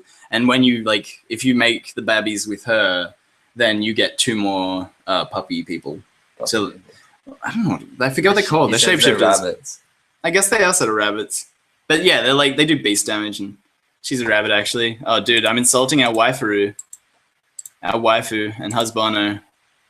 Oh, I am. Puppy baby sounds oddly. Distorable? I'm trying. Butamus has created a word. Disturbable. Disturbadorable. Puppy Yeah, babies. my puppy babies. Well, that is the weird part, because like when Were they literally puppies? they shapeshift. They're okay. They're a shapeshifting race, and they have kind of like ears, I guess. So it's kind of like when she comes up to you and she's like, "Oh, I want to marry you," and then you're like, "Oh, okay, cool," and then you're like, "Wait a minute, you're a dog, rabbit." Sorry, I'm insulting me and Desiran's waifu. Waifu. Yeah, like when you know the term waifu and hasbano? That's what I was going to call this podcast. Waifu is like a fictional character that you're like, it's like your crush or whatever, and like you associate with, and hasbano is like your male version of that. So like a lot of people might have Zelda for their like waifu, but you might not want to use that term because it's super like neckbeardy and fedora wearing of a term. No offense to anyone. God. I'm the worst person to like run anything, because I would just don't tip over the water can. Don't do it. Don't do it. This is back about Skyrim as well. Like a Butamus. You want Rosalina to be Mario and Peach's daughter. You should see the game theory video. Yeah, that's what I'm basing that video that actually on. But I want Luigi to be the dad because I don't think Mario's a good dad. And the second one from Butamus was, here, I'll let you read it. Entire towns to death. All right, I'll read it. In Skyrim, there is but one emotion, rage. It's what drove me. It's what drove me to double fireball and drove me to double fireball entire towns to death. Actually, I think that was more when I got really bored. That's it. Like it's just empty. I think that's my problem with Skyrim. The game glitched on me and put me in vampire, and I'm just the whole game stuffed up. I just went and glitched out giants most of the game and then stopped playing. I had a beginner's bow or whatever, and then like I'd run out into the woods and then like be like, "Hey, giant!" And then you like get stuck on some bit of the landscape, and you just be like running at you, but like doing a moonwalk basically, or the running one. You just like shoot him in the face with arrows for ages, and like just basically max out my sneak and my bow skills like without doing anything. And I was just like, "Cool." And just sniped some people in the face for a little while. See, I got bitten by a vampire when I was doing some quest for a dog. Yeah, no, man, it's scary. Then I contracted the vampire virus, and the game kind of broke because once you've got it, it's really hard to get rid of it. You've got to like, I think you've got to deliver something to some dude, and he'll take it away. But then whenever you can only do it within a time limit. Yeah, whenever you go into a town, but you can't talk to anyone because everyone in that town will say, "Hey, look, there's a vampire, let's kill it." And then so everyone will kill me, and then because I'm a member of the army, or the army sticks up for me and kills everyone in every town. So just everything. That's the problem with those games; they're glitchy. I mean, like, I really hate that that's made you jaded for the new Zelda because it's being compared to it and stuff. Like, I get it, but like, I'm so sad for you that that's happened. I guess you'd more compare it to like Fable. Yeah, I guess Fable had similar problems. I mean, it's the open world problem. I think they can do it. I think that Nintendo's the one to do it because they got that Nintendo polish. You know what I mean? Break out the Nintendo polish. Yeah, man, rub it on. Just thick, Tingle sparkle dust. Tingle sparkle dust on top of the Nintendo polish. That was that. Did you comment on that? My favorite from the Zelda series, Tingle and the Great Fairy. Tingle and Great Fairy, though, right? Yeah. Little swamp man and in this beautiful deity creature. As a romance. Yeah, for sure. And that's why he thinks he's like a fairy kid because he's just in a relationship. Yeah, exactly. He's just trying to like relate to his missus, his waifu, his waifu.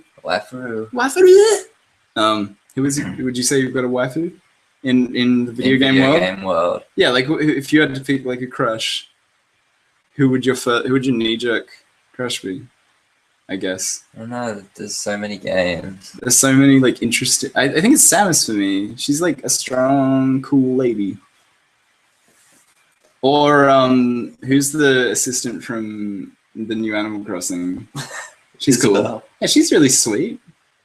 If you were in the Animal Crossing world, you'd totally date her. Totally. Yeah. Whoa. Whoa now. That's. Hey. I mean, it's cool. You got an old man thing. Got a cool old man thing going on. I'm trying to think. Desiree showed us sent us Scarlett's name, so I'll show that to Kieran when we're done. We do share a wife in Fire Emblem. That's true, Butimus.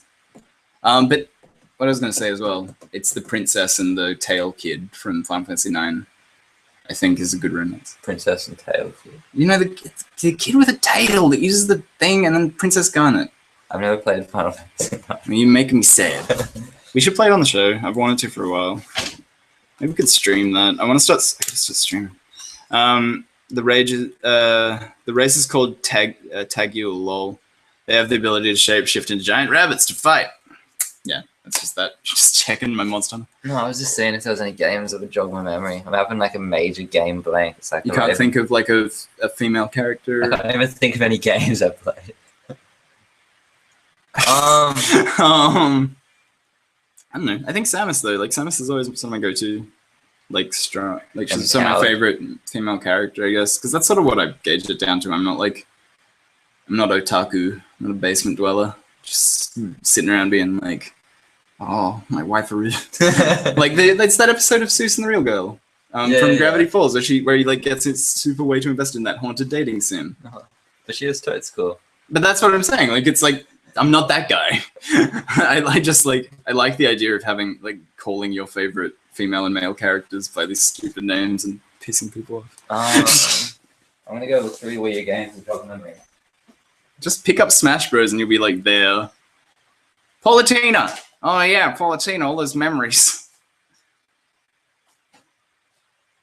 It's gonna be a fucking Bayonetta. Because of that ass. That fake ass. Hashtag fake butts! Hashtag fake butts! I have actually been tweeting fake butts tweets.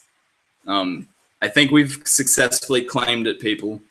I think over these 2 weeks, we've successfully claimed the hashtag fake butts because it's never. I have thought about. You've never. I mean, that's fine. I don't know. I probably have when I've been playing something. But it's just that's what I'm trying to relate it back. Just think about your favorite, but it doesn't matter. Next week, come back next week with the next. Then it'll bring it back. Let's just talk about the next thing. Anyway. Isaac and his mother from Binding of Isaac Rebirth.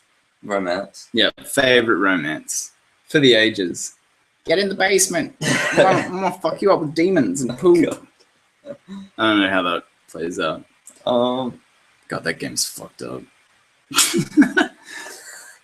Actually, no. Oh, in the new Monster Hunter, you can make your own cat. Me and Mr. Boots. Oh my god, that is a love for the ages. Mine's Mal DD. What?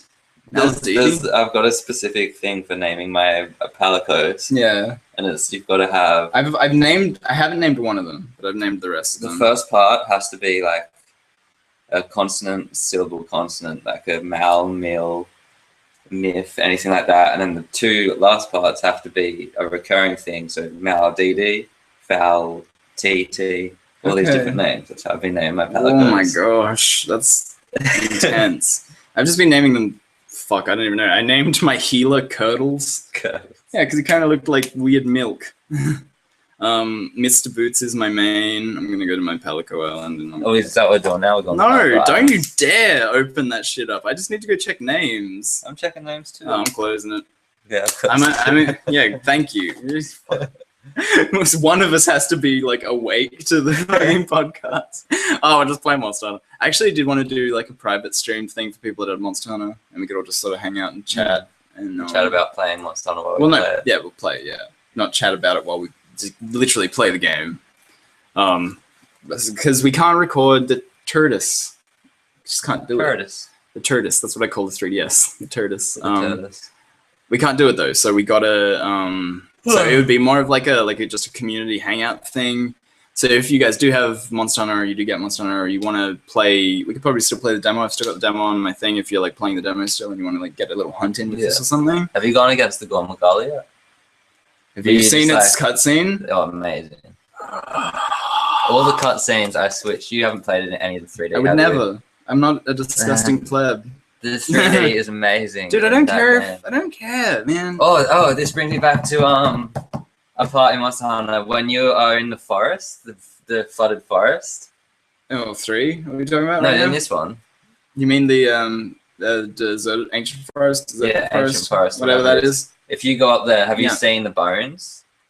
What do you mean? There's skeletons of monsters that literally make up that entire landscape. I've seen other people go and like look at boneyards and sort of show them off, but I haven't Yeah, been if there you necessarily. if you just walk around that thing and just look at what's around you, you Have are you been literally in monster carcasses. That entire forest is giant dead monsters. Oh, you mean like hanging from the ceiling, the Nasilla hive? Yeah, but this is the size of the monsters that they're hinting towards. Oh yeah, they're elder dragons and stuff. Yeah, Do you crazy. remember how big the Cedius was from Yeah. the fucking like from 3? And like dude, you fight the second elder dragon from 3 at the start of this game. Oh, I never versed that. Yeah, exactly. I mean, I got up to it. That was about where I stopped at 3 because it was Yeah. like I was the trailers for I 4 never were coming went up out. against any elder dragons.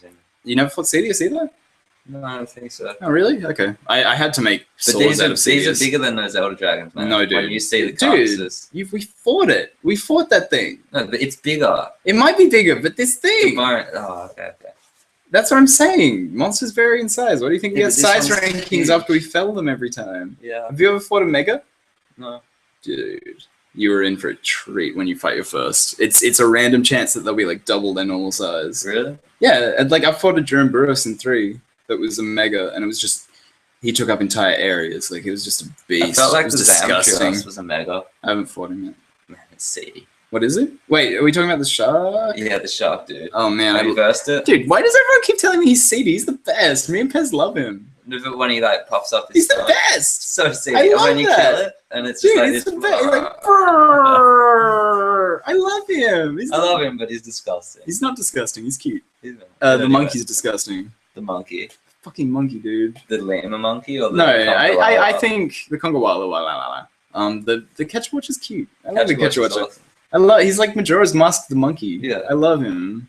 That Congalala and the Congas. And He's gross. He just farts on you all the time. He's just like, and I'm just like, I He hate throws you. poop too. Dude, I just leave now. I don't even go and fight him. If he shows up on hunts, I just like, bye. Have you done any expeditions and stuff? Oh, that's like what Where I mainly do. You get thrown, like, all these monsters just get thrown at you continuously. I've got a rare one sitting there, actually. I've got a Kut and a Ketchwatcher with rare tagged on it, so like I'm waiting on it to do that. And well, the expeditions, if you haven't played Monster Hunter, work like this randomly generated hunt. And you just like go out there into this world and like mess things up. We should finish reading these comments about husbandos and waifus. I'm busting. Oh, okay. Okay. Well, you're not gonna hear the answers then. Goodbye. I wouldn't know who to say. There are so many strong female leads in horror games, but they're also young. I mean,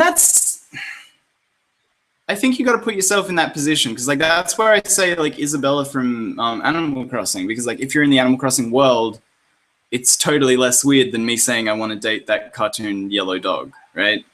You know what I mean?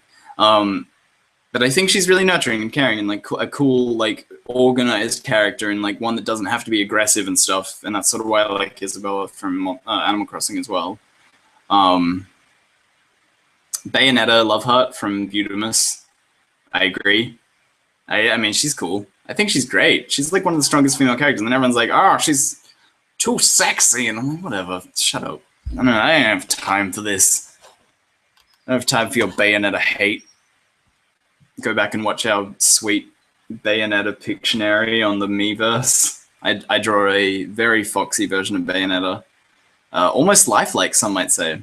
Desran knows. Desran's seen it, I'm sure. I believe he commented on how sensual I made the representation of Bayonetta. It's not, by the way.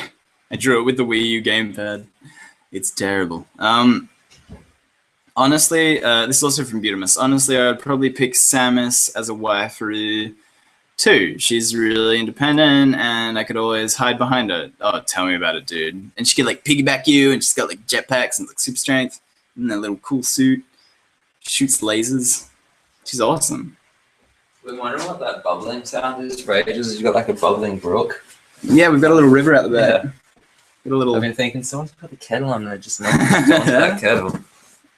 I'm gonna have to maybe look that's up what makes me think female about video game characters right now. Well, Beautimus has sent us a Bayonetta love heart, which I agree with. You know, Bayonetta's cool. I haven't She's played strong. the Bayonetta game. I've played a bit of 1, and I want to pick up 2 on Wii U, the HD set, so that I can like. She's got saucy outfits. Hit that up. That's for sure. I mean, yeah, that's like on a face. She's like on face value, she's attractive, but like I think people really over sexualize her too easily as well because of that. But she's like, I don't know, she's strong, she's interesting, independent. So basically, what we're saying though is in Fire Emblem, I'm going to share a waifu with Desiree, and in the rest of the time, I'm sharing my waifu with Beautimus. Everyone's up on my waifus.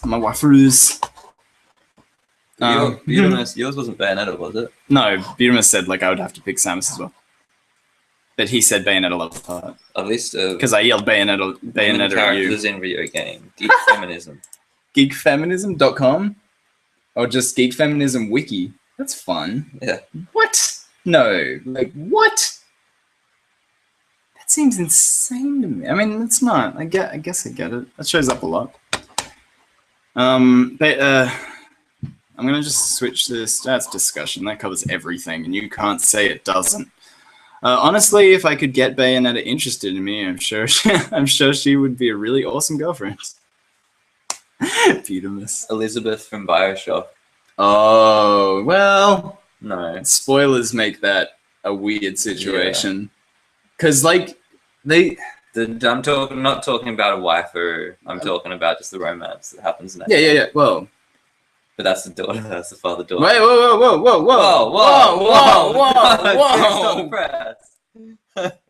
No one heard it because I was too far away. I hope so. Oh my God. That's like the worst kind. That's like this new Sixth Sense spoiler. Oh shit!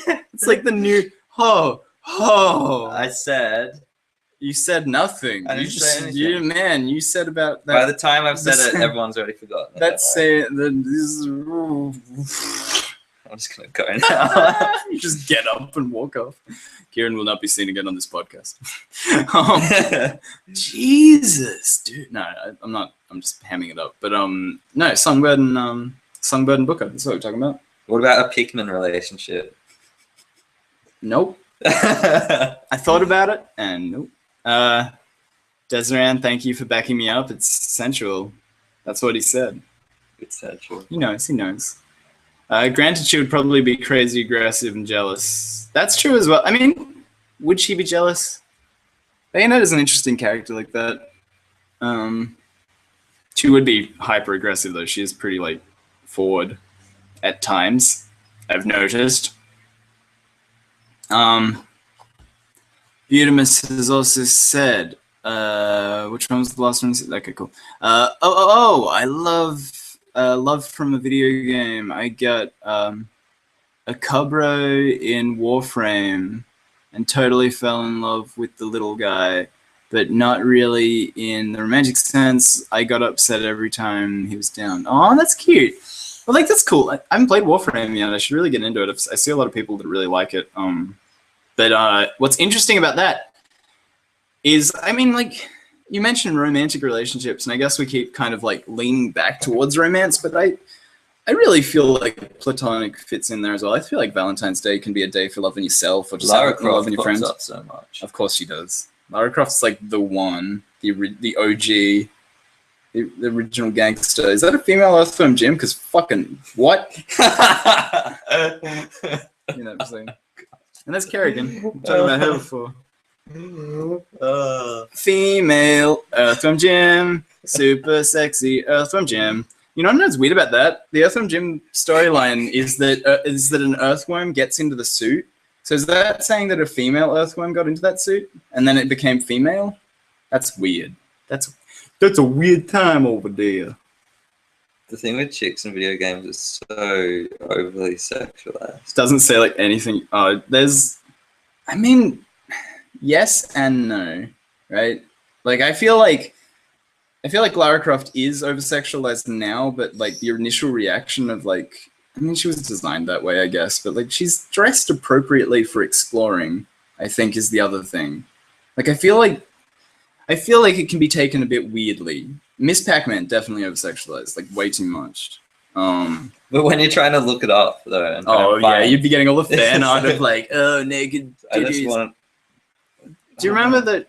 Do you remember that time that our dear friend started that Tumblr about League of Legends girls, but like fan arted so they were topless, and then his thing is he would take the fan images and then like take all the color out of them except for like their red hair or something and make it like kind of artsy. And then he sent me a link to it, and he's like, "Oh man, check out my new Tumblr! I'm like posting this art." And I'm like, "Did you draw that?" And he was like, "No, I just find them and then take the color out and then leave like the red hair in or something." And I'm like, "So it's just nudie art, tastefully done, nudie League of Legends ladies." I don't know. It was super weird, so strange.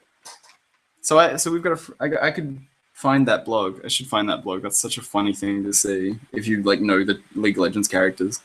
Epona. Yes, Epona. That's another love story for the ages.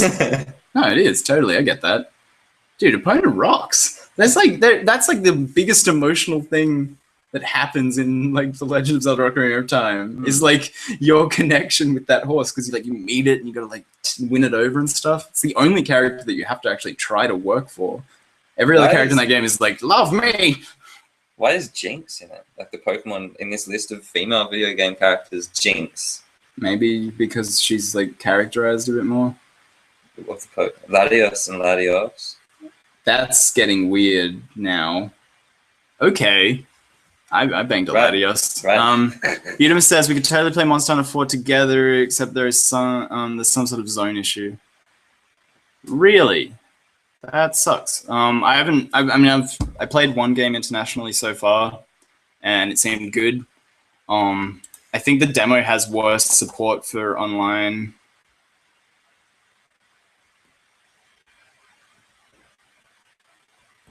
Sorry, I just started reading.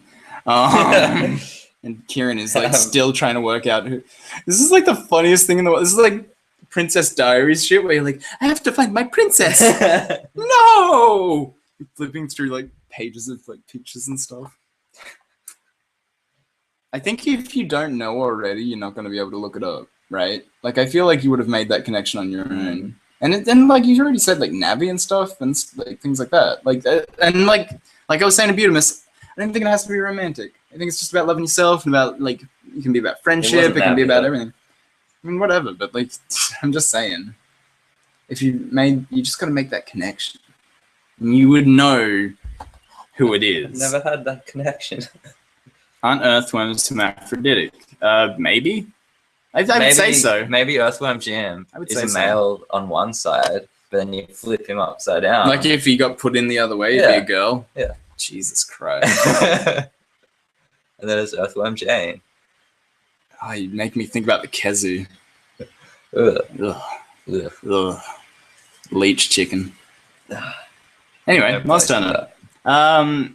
We could totally try it. We'll work it out. I mean, if you guys have Monster Hunter 4 and stuff. That chick from I'm into it. GoldenEye, Natalia.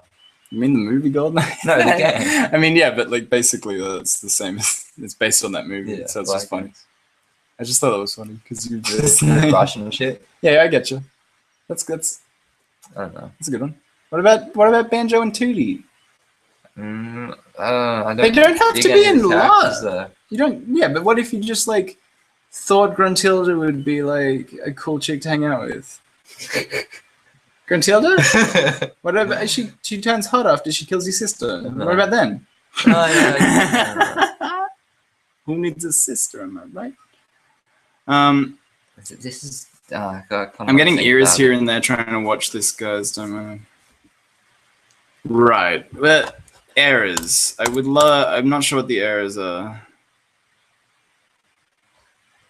Video stuttering, but audio seems fine. I'll play around in the settings while we continue to chat. I'll try and make it a bit better. I can see that too, actually. Yeah, it's weird, huh?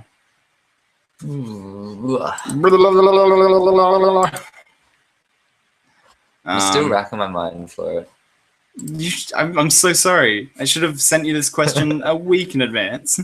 I just thought it would be something easy to go through, just sort of talking about ladies in video games. What about Wendy from Mario Kart, though? Damn. Dude, she got them big lips. She's got them bangles.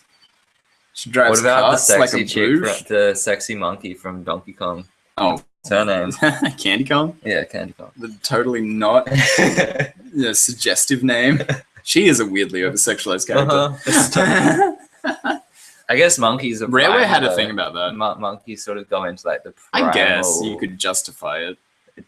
DK's like macho. He is, you know, so, but like, up. yeah, there's less of a stigma Cranky about that, Kong, I guess. like, Yeah, they're all like the stereotype. Diddy Kong Lanky is Kong's like- a freak, probably a pedophile. Lanky Kong. Yeah, No way, he reminds definitely me a of a pedophile. That's why he's a pedophile. Because all clowns are pedophiles. Why do you think Lanky Kong and Diddy Kong are never seen in the same room? It's a restraining order. Is it because he's got those long, gangly hands? Yeah, he looks like he'd reach anything.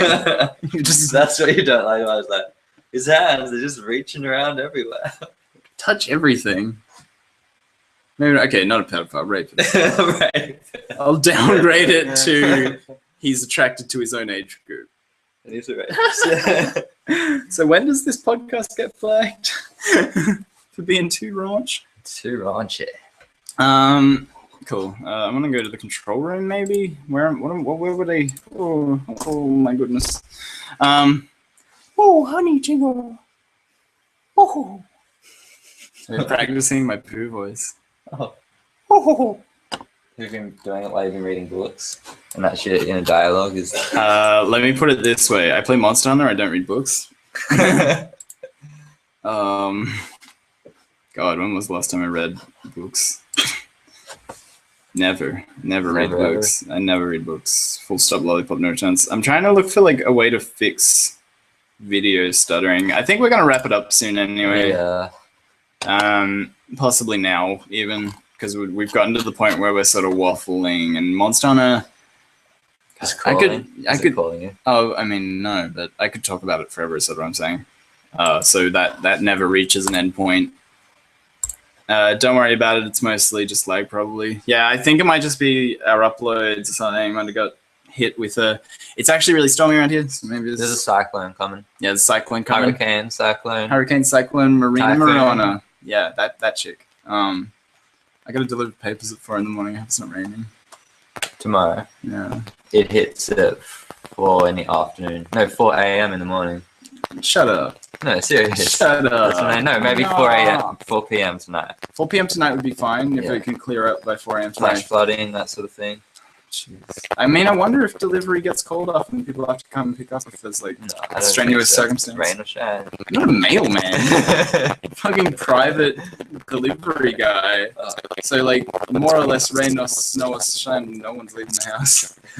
No, like you know, you go in and you gotta do it. I get, but what if the deliveries get wrecked by rain? We gotta. That's the thing. I got told if you're raining, then you gotta like actually get out of the car, walk up, drop it off at the door. What if they don't have a shelter? Fucking some piss on it. Oh my god. Why my boss is watching this? Why do I put this on my resume? Oh no.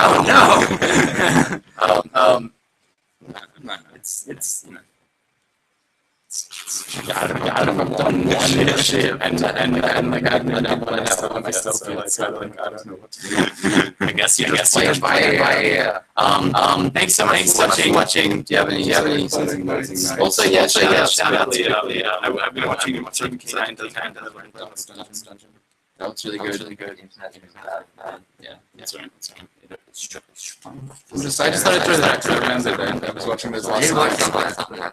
They've been great company while I've been playing Monster Hunter, actually, and Desmond, I've been really liking your series of The Darkest Dungeon. Jumping into the new... oh my god. What was it? I watched a few of the episodes. 1 second.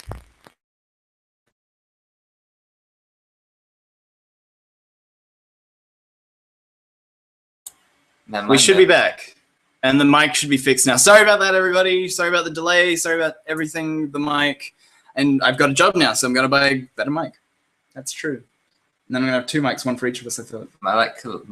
We can turn the like game down heaps on it, and then we can both have a mic. That'd be awesome. Yeah, crazy. Dude, that'd be so dope. Dude, that'd be so yeah, you've been watching Desiree jump into. I can't remember. I can't recall things right now. I'm just having trouble with it. Dude, we've had a bad morning for remembering stuff. I had some new stuff I wanted to talk about, but I don't think it's really important. It's that game it's because we where missed when 2 you go weeks. into the dark, you get crazier. Oh, about Alone in the Dark? No. No, the game, like, it's based, like, you're in, the first one was you're in an old, like, castle, and you Alone in the dark. No, and you go into the dark, and then your psychosis gets worse, and you gotta have, like, a light. Oh, you mean like Good or Evil or whatever? No. Beyond Good and Evil? On Desmond, GameCube? no, Yeah, of course he didn't know. He's playing it. Everything. He's playing it right now. He's like literally sitting there. He's like, oh yeah. He just sends us like screenshots. But yeah, shout Thanks out for to letting that. us know about the robot voice Butamus and Ray Kurosawa, female from. Oh yeah, I remember her from the first episodes or something of your series, man.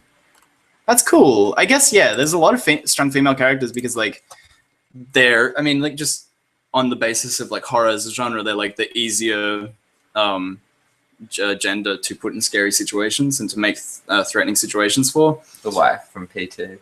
The wife from PT, yep. She's my waifu. Remember when she whispers how you aborted your baby? Oh, God. You played PT yet? I haven't played it, I've just watched playthroughs. It's like different to play. It's so fucking weird. I play my girlfriend had it and she was down for a week and I was like, I'm gonna check this shit out and don't do it. There's a fetus in that sink, don't do it. Don't do it. Hashtag fetus sync. Hashtag don't do it. Hashtag come on, man. Hashtag fake butts. Ultimate tweet. Ultimate RetroCast tweet right there. It includes something offensive, something like a bunch of nonsensical stuff, and it gets back to fake butts.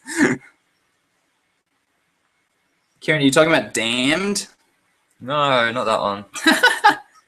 Did you like it when you did it? Because that would make it easier for us to work it out. Did I like it when I did it? When you watched the video, did you hit like? Yeah. Okay, let's go back to our liked videos. We can detect Abandoned? this. No.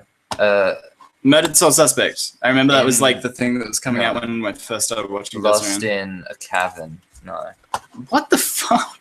Lost in a cabin adventure cream. I think that's what it was called. History. Peppermint kitten titties. Yes, I think that was it. Well, it's my favorite horror game. My Matterpod died in the most recent Pokemon Insurgents. Spoilers! It wasn't. I wasn't looking. Like, it's so funny when I watched it back because like I hear the noise go off and then like a few seconds later you hear me realize that my guy just died and I was like, oh crap! That's why like it's because I was like live streaming. I was talking to people and then like my whole thing was like I just lost focus. I'm like, anyway, you'll see as the weeks unfold. It wouldn't be there. You're right. Shut up. I'm gonna slap you. I'm kidding. No, I'm not gonna. I'm gonna not slap you. No. No. Killing Floor? No. Oh wait, I might have watched that. No. Guns of Icarus. How long ago was this? We're in our liked videos list, guys. Hold on. We need to refresh Kieran's memory about what Maybe he I watched does. it on my other one. Yeah, you might have actually. That's a good point. I could just give out like 6 likes at a time. I have that power. Yeah, it's not there. Oh, I watched a playthrough of Friday Night at Freddy's as well. Friday Night at Freddy's. Friday night. Friday Night at Freddy's. Gonna get down, everybody party in this animatronic town. I'm getting eaten by creepy robots. I hadn't seen it. I was like, what is this? Friday Night at And Freddy's. I finally watched someone play through it. I've Can't watched. remember who it was. I watched a review of it. I didn't watch a playthrough of it yet. I There's one of think the guys out there. Oh, did we talk about this? Did you watch it because of what I said about it? What'd you say about it? It's new Pac-Man. Yeah, that's what Dude, it's Pac-Man 2. Like, that game is fucking Pac-Man 2. Well, you know the layout of the rooms when you go into the cameras? Like, it's sort of like a Pac-Man map in a way. And each one of the robots has its own behavioral patterns, like the ghosts from Pac-Man. Mm. So, like, the gameplay is different, but effectively the patterning and, like, the kind of theme behind it is the same as Pac-Man. And it's... Because, like, all of the... Possessed. Oh, no, it's nothing to do with the storyline. It's nothing to do with the aesthetics. Just think about gameplay for a second. Get really technical with it. The ghosts all have different movement patterns and all have different patterns, right? And, like, different things you can learn about them and, like, the way to play against them. Five Nights at Freddy's shares a very similar aesthetic. Friday Nights at Freddy's. Friday Nights at Freddy's. Yeah, Friday Nights at Freddy's has a lot of similar themes where like all the robots have their own like patterns that you can learn. Like that's how you like get better at the game or whatever. Is like you're learning how they move through the hallways and stuff. So it's like a slower version, and I get why people will call me crazy for thinking that. But dude, it is. I'm telling you, it is Pac-Man 2. Like that is Five Nights at Freddy's and Five Nights at Freddy's 2. They're like Pac-Man 2 and then Pac-Man 2 the DLC. But how do you eat the ghosts? Why are you doing this? It's not about that. It's just about enemy movement, about the mechanics of that. Yeah, I get it. And then you like eat them. Remember the scene where you eat all those robot monsters from Friday Nights at Freddy's? Yes, I did. How you doing? Come on, man.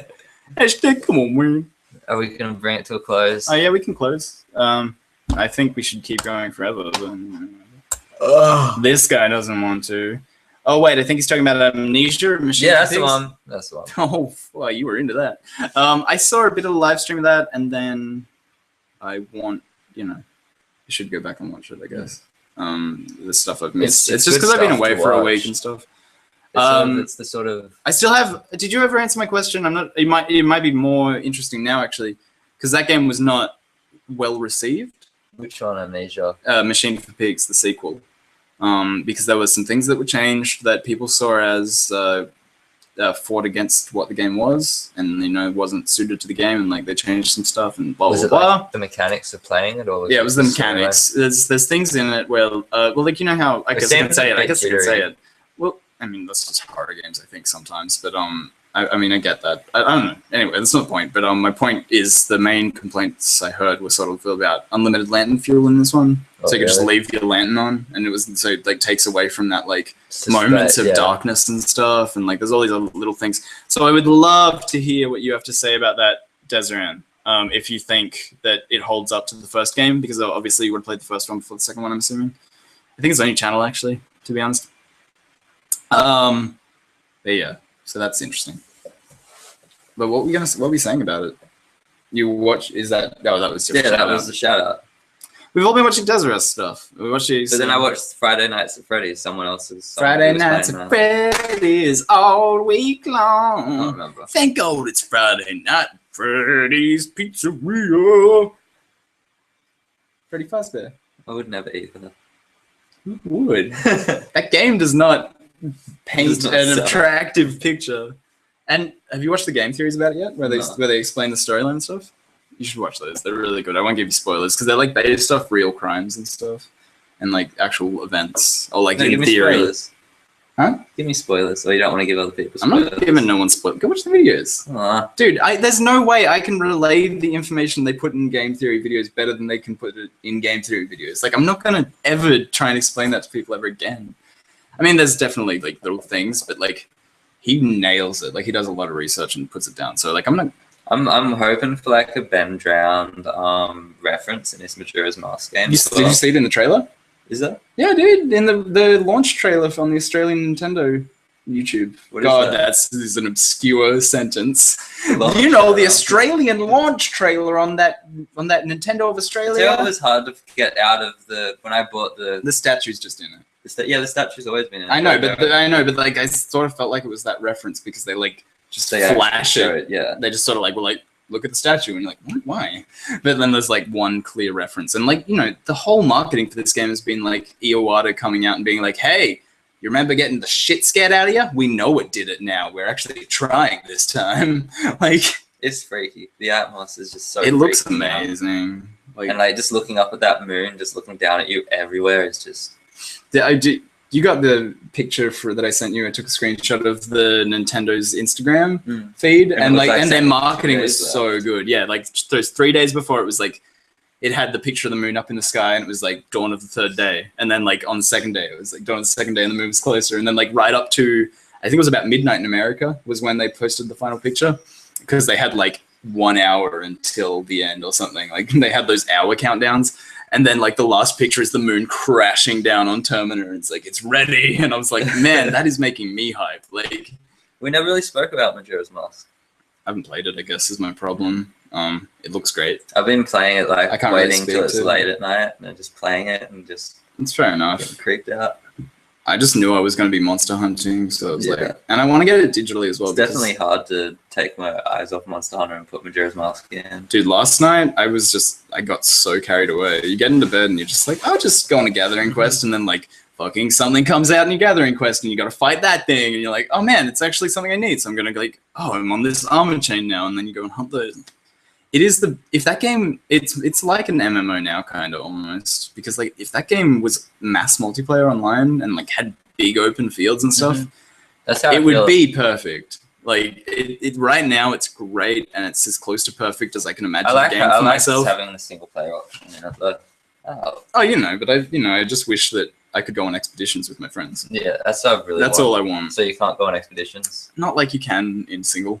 Like single's all like randomized areas and stuff. Yeah, continue. I mean, I don't know. I think it's got a time limit when you pick up the what is it, the Mysterious Forest or whatever, the Dark Woods, the Elder Forest. What do they call it? When you go into the expedition. The expedition's in a specific time. No, but it's in a specific location. It's like the Elder Forest or something. Yeah. So when you're within that place and it's infinite time, it's randomly generated, pretty like kinda. Yeah, you can't take that to your friends, sort of thing. I don't think, which is weird because it's like it's sort of what I wanted out of Pokemon, a randomly generated like grinding area kind of thing. Yeah, I don't know. It's interesting. It's interesting. I like it a lot. Monster Hunter 4's done everything I wanted it to do and a bit more. I've already like it's so much more accessible with the armor skills and stuff. I'm back on it though. Thank you. I already filled my armor up with attack level 1 talisman, so I'd get my attack boost on my armor up to attack medium. So like I just kill things now. You get an attack medium boost like straight off your armor onto any weapon, and then you eat an attack small boost off your fucking meal that you eat before you go on a hunt, and then you just tear through things. I'm like a wall of knives. Like that's mine's like flexible. So I've got a bit of extra health from some whatever. I've got a half stun, and I've got I got half stuns. A quick sharpen. So I just go cool. I should get quick sharpen because bone weapons get blunt really easy. But I've got half stun. I've got attack medium, and I'm like 3 points away from psychic 1. So that'd be really nice. Honestly, I don't really know what any of them do yet. That's it. Like that's huge. That's the most daunting part, is working out how skills work in Monster Hunter. Is like the most technical thing in that game. Right now I'm trying to put, because I've got like an insane amount of slots on my Legumbi armor and in my swords and stuff right now. So I'm trying to put enough pieces in my Legumbi armor to get mounting and recovery speed up. So like, because it's got enough slots that with level 2 gems I can do that sort of stuff. Anyway, Majora's Mask, good. Yeah, that's great. It's fantastic. You in love. You play it. It's just and that's the other thing about that thing that we were talking about at the very start before we bringing out 2 games. 2 games on a holiday that is already kind of anti-gaming, because it's like you spend time with your loved ones, not with your new loved ones that you just bought. But Jessie she was like, oh yeah, cool, I'll put some money on to the games for you, and that can be a Valentine's present for you. Oh, that's cool. That's nice of her. Yeah. You know, I got some chocolates and stuff. You know. Oh yeah, I watched you. I was right there, and you're just looking right at me and walked off. What the fuck was that? No, you fucking didn't say anything to me. We picked up the game at the same store. We were talking about it before we went. Like we were on Facebook and we were like, "Oh, you going to that store to pick it up? I'm going there too." Like, might meet there like at like 9 a.m. because we're both going in to get it first thing. I was sitting. He's in the food court outside the store, apparently. And I was watching you. I sent you a text and I'd be like, "Oh, for sure he's going to turn around," and that's really like. Yeah, I saw it, and then I was looking around for you, and I was like, I didn't know where the fuck, because like you didn't.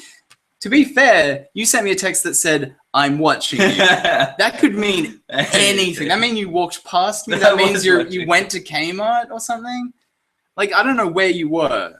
I was out of mouthful of food though, so I couldn't like yell out or like. Ah! That whole time I was trying to work out where you were, and I was expecting you guys to like come up behind us or something. I was like, what's going on? Like, and this the whole day being like, why didn't you just say something then? Because I remember you walked down, you walked up, you walked around, you went down the stairs towards Healthy Habit. Yeah, but if you looked at what I was doing, I walked out of the store like this. I did see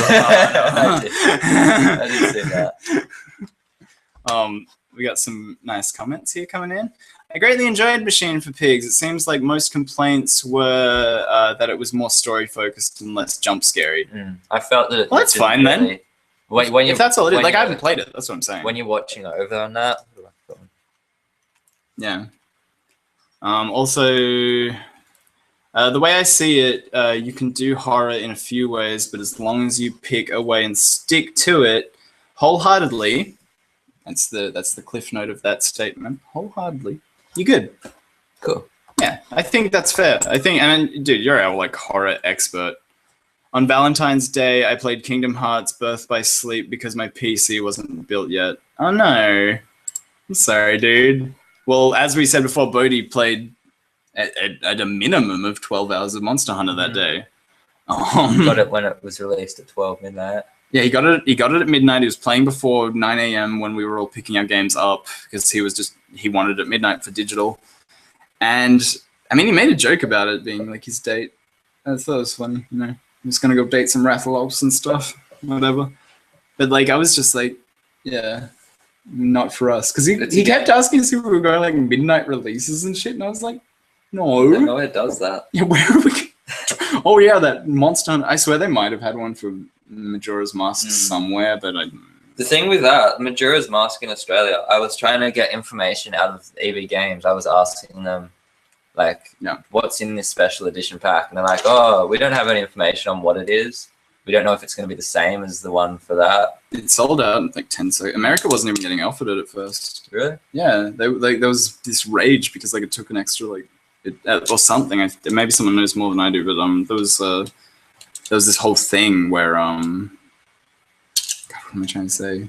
They weren't getting offered it at the very start, and like there was already Amazon pre-orders and stuff for it, sort of thing that sold out in like 10 seconds. Correct. And so like. Yeah, the Majora's dude, this remake is huge. People have just blown up about it.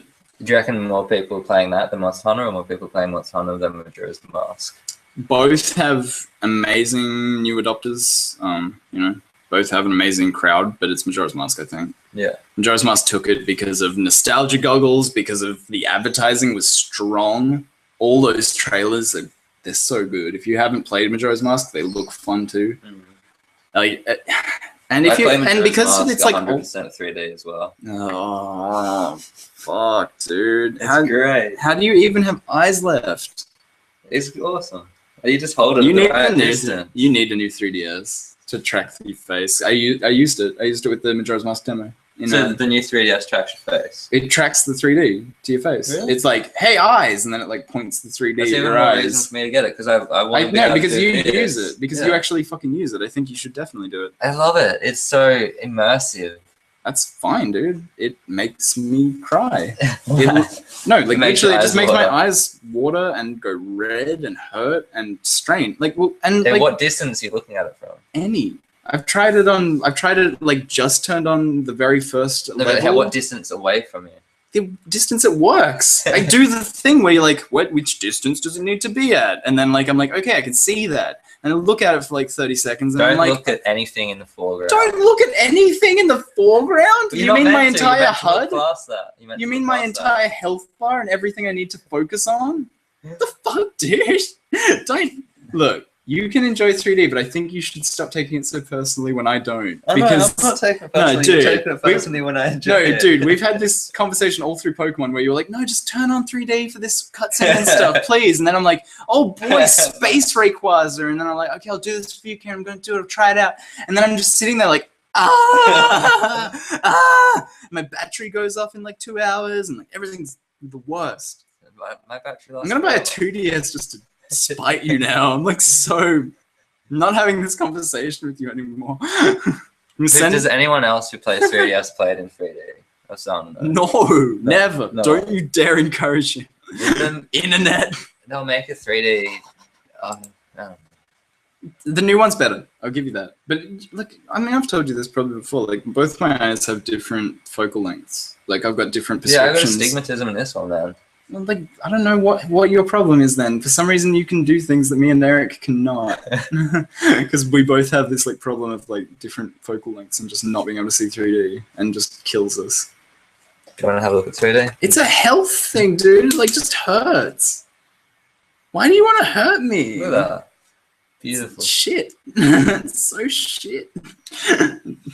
I'm gonna you're making me just hate it more. There's That's just all so you're much doing. depth. The pixels are so detailed in 3D. It's like HD 3D. Look at it. This is like, it looks shitty. Really? Like really shitty. I mean, it's fucking dark, but. Oh yeah, I've got my darkness right down to accommodate for 3D. Oh really? To make it a bit easier on your face? I mean, yes, that is 3D, and the depth. Wow, they really did do a good job on. Yeah, I know. Fine, they did a good job, but it still fucking sucks. God, that still runs at like 60 frames. Oh, dude. Oh, that's really nice. Yeah, I told you. I haven't played a game that actually has good 3D. Majora's Mask has 3D like that, except better. No, shut up. This is really okay. But you can't but play that does. 3D. But I'm like, it's. When it gets intense, you can't handle 3D. That's what I'm saying. Like that already is like hurting my eyes. Like, it was better with the brightness down and stuff, sure, but like, come on, man. I don't know. It's like I can feel it. The back of my eyes just hurts now. It's like strained already. I bought a 2DS because yes, it's not a gimmick though. It's a so gimmick. immersive. It's such a fucking It's so gimmick. immersive. It's such a gimmick. Headphones, dark room, 3D, and you're in the game. Gimmick. 100%.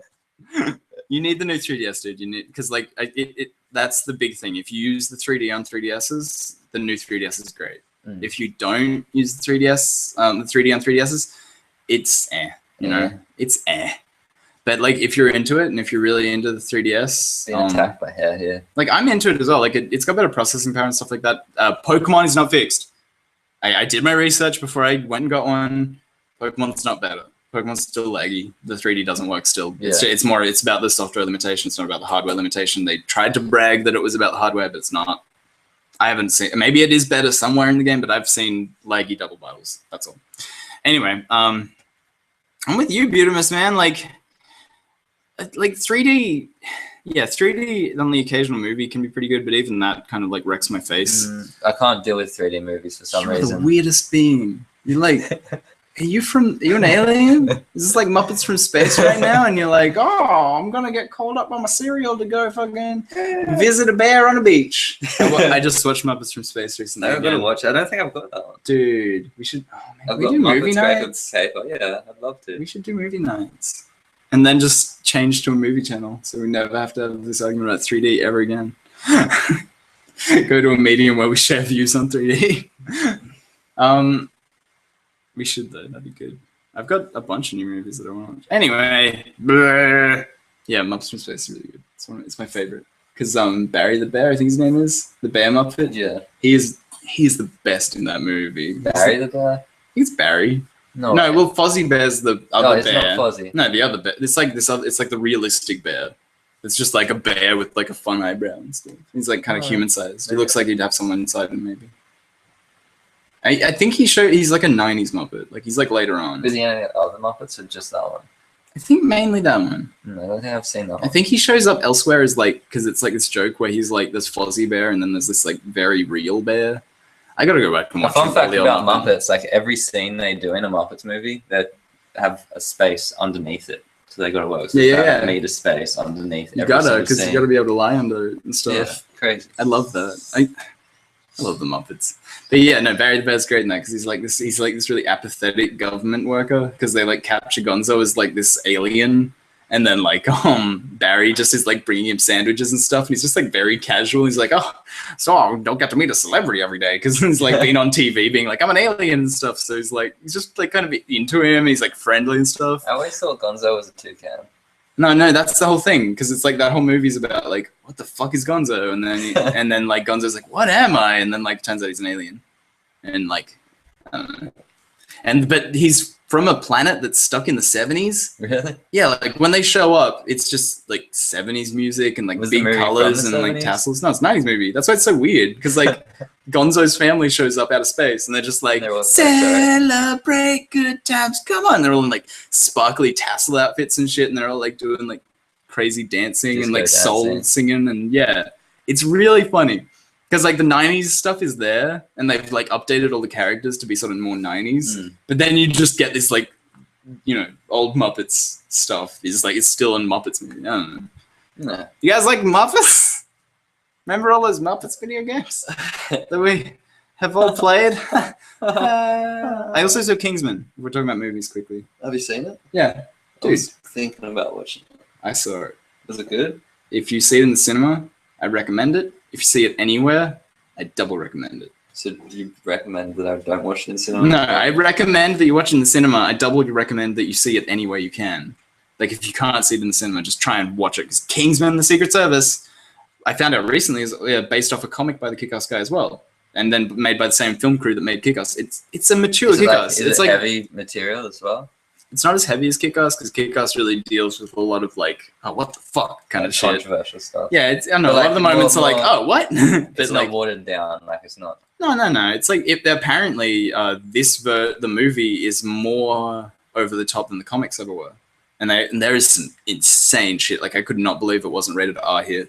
It's rated R in America. It's rated MA here. I could not... Where Australia is the place that bans everything. We ban R-rated games, but all of the R-rated movies we get from America are always MA. It's the weirdest system. It's so strange. I'm going to favorite that 2DS tweet and retweet it because it's true. Hashtag true.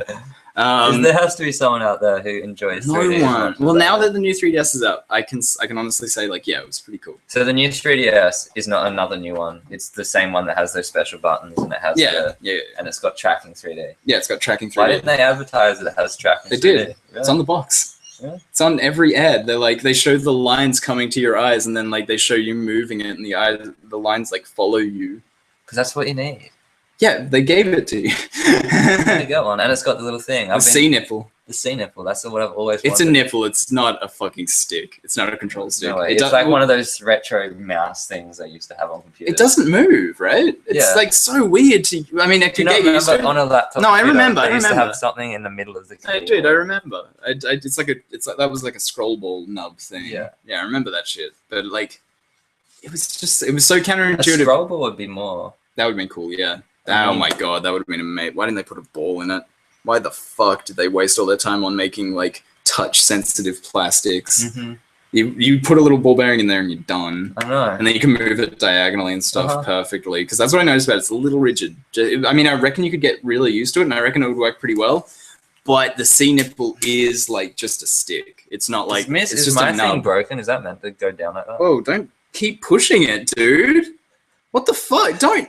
Is that broken now? No, stop it. It's not broken. Stop it. I have real problem with the analog stick on this. I get sweaty thumb. Yeah, and I just slip all over the place. A thing I used to do for that. Did you get a knife and you cut grooves in it? God, no. What is wrong? Yeah, no wonder it's broken. I've never done that. It's not broken. It's meant to do that? Has it done that to you before? I'm not going to try. No! Stop it! I'm not letting you break my 3DS too because you're like, is this broken? I know how to test it. Continue to force it. I just tested on Jesse's one. Do not wreck your wife's 3DS or I will come over there and tell you off. Why couldn't they just put one of these in there? Because it doesn't fit in it can't close. But then they just like make a little groove. Into the screen. Yeah, man. And then where does that groove lead to? Man, that could fit. No, it couldn't, Kieran. Ooh. Look at this. It's an iceberg. God damn it. God damn it. Make a minute. Your ideas are crazy. They did. It's that. No, that's not anything like that, really. But you're not. You're ignoring the fact. Stop touching my things. I'm just gonna. No more touching my stuff for you, Mister. Break everything. No, but stop. Just stop. But you're ignoring the fact there's like all that space under there they need, which is twice as thick as that. So you need that space for the balls and everything to be working. Mm. Just shrink it. Stop looking at it. They did. They made it flat. No, but that's flat. That's different. It works from like you push it that way and it pushes against the thing. That is the best option, dude. I'm pretty sure. No, but Kieran, do you want to know my solution for slippery thumbs? Yeah, what is it? Do you get one of those? You cut the thumb off of a rubber glove and you put it on, and then you're done. So I gotta, No putting a knife to your 3DS. what if you No get pushing and pulling. No, nothing weird. You know how like on You just have to break one rubber glove. no. No. No, I want to cut my 3DS. No, I don't want to cut my 3DS. There's those things that you get that go on the bottom of things. They're like little rubber bits that raise a little bit. You know those things? They're sticky. Kinda. You stick one of those Yeah, you there. could stick something to it, I guess. I had a bit of tape there, but see, the sweat was just so intense that it just sweated through the tape, and then the tape just stuck in my finger and fell You off. might not like what Desert has to say. About 3D. I know. Just okay, Kieran. You might not have bad luck. This is my Guns, maybe fault just every fucking time. No way. It could be. I'm retweeting that. I mean, I didn't Oh do that. no way! I didn't Stop do pushing that. it then. Why is it doing that all of a sudden? Because where I you can push wedge it? coins under it to breed things. No, but it was on the YouTube. N- People told me to do that. Do you think? Oh, do you think they were like But it had the was- best ideas? It's the thinnest coin ever. Stop! Is the entire thing made of rubber? Is that white band? Stop! I don't know, dude. I just want you to stop breaking. Why can't I your get that things in front attached of- as well? Stop! I can't reattach this bit here. I'm saving 3DS. No. Why can't I reattach it? It's Kieran's back plates coming off. You just get a new one because they've got unclippable and reclippable plates anyway. You wouldn't have to worry even. But then I had all the stickers. The Oh my wasted God. stickers. You could transfer those stickers. I could hook you up with another one of those stickers. Do you like how I put a crown on him? Yeah, I do. It matches the Pokemon Insurgent's Is thumbnail. that coming his out. eyes? I think I put it over his eye though. Yeah, a little bit, but I think that's fine. What, I thought that was cute. He's kind of like, "Arr." Anyway, god damn. I'm with you, Desert, and I'm not so sure he's got bad luck. Especially after that display. Is this broken? That wasn't Am I meant to be able to rough. shove it in? The fact that you were doing it all is rough. I think I did break my controller when I was here. I pulled off the rubber bit, remember? Yeah, you did. Every time. Every time, Kieran. God damn. But that doesn't explain why things just the technology breaks though. Oh, doesn't it? Is it not? Is it eluding you still? have you got some miasma fogging your Well, explain why vision? my 3D, my DS went in the water and then it was like at the bottom of a river. I mean, that sounds like something you might need to explain to me. I did. I still told that story, didn't I? I know, but like, what do you want me to say? 3GS It's just era? bad luck. I didn't cause that. Nature and luck, maybe. Hmm. I'm sorry. I do think you have bad luck, but it's not helping it by jamming your thumb into it. Maybe man. it's like, all right, you're not going to treat me well. I'm gone. Maybe that's why. You're not gonna treat me well. No, that's what they said, not me. No, I know. Oh, but that would have been. All right, Alex. You just walk on. You're not gonna Well, treat if me you're well, I'm not gonna gone. speak to me correctly, well, I'm out of here. Fuck you. Goodbye. I don't have to be spoken to like this. I hope someone does that on our podcast one day. What? I hope we can offend. Rage quit. You kind of offend someone off. Next, You hope that we can do that. yeah. You love it. Have we not already established that my only place in this channel is to like basically throw offensive things out like they're nothing and then realize that I'm being awful? I think that's like my shtick at this point.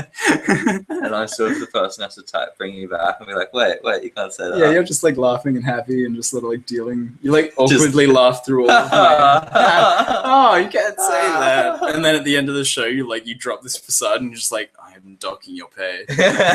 You are the worst presenter. If I didn't need you here for some reason.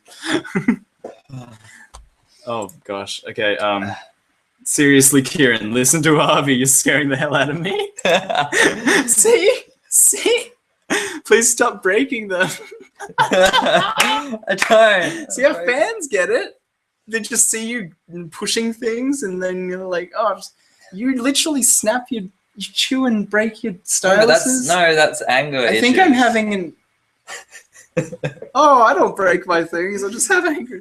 Look, dude, I think it's time. Me, Butamus, and Desiree right now. We just had an intervention. We just started talked about this. Don't show me. Don't. I've done that a couple of times. You could have just said, "Oh, I pushed this back a bit too." Stop! God. That's like confessional. I didn't break. I don't do it. And no. Oh my god, you're making us all so stressed out. Look at this. Me, Butimus, and Desiree are all so uncomfortable by you treating your DS like that. I got pins and needles in my foot. I got pins and needles in my emotions. Oh god, dude.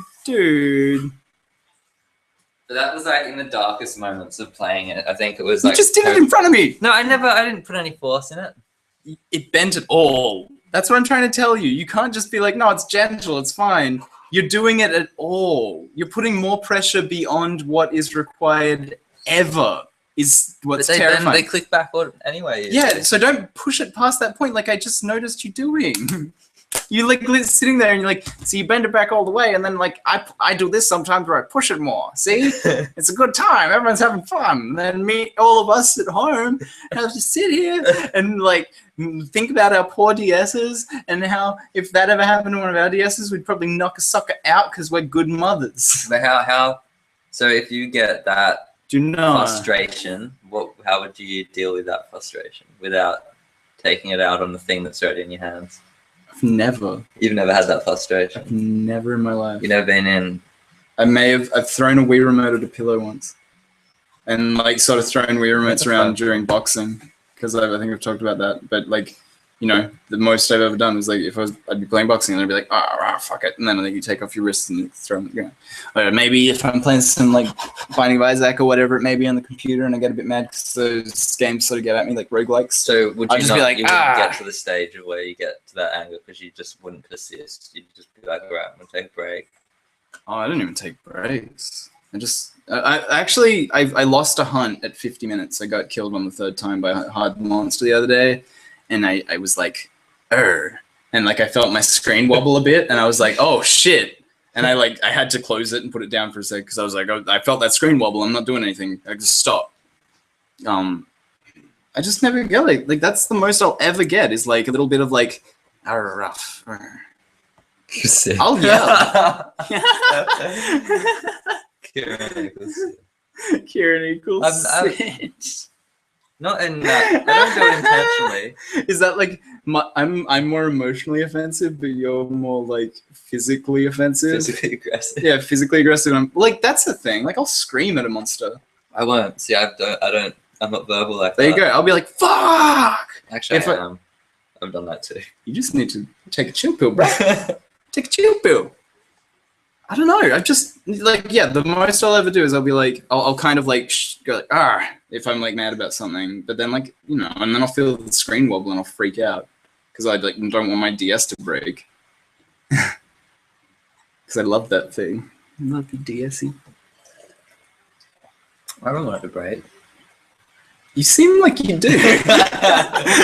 I look at it evilly. I don't want you to break, but see, I do this sometimes, and like you gotta test. Sometimes a brick is my best stylus. Test it.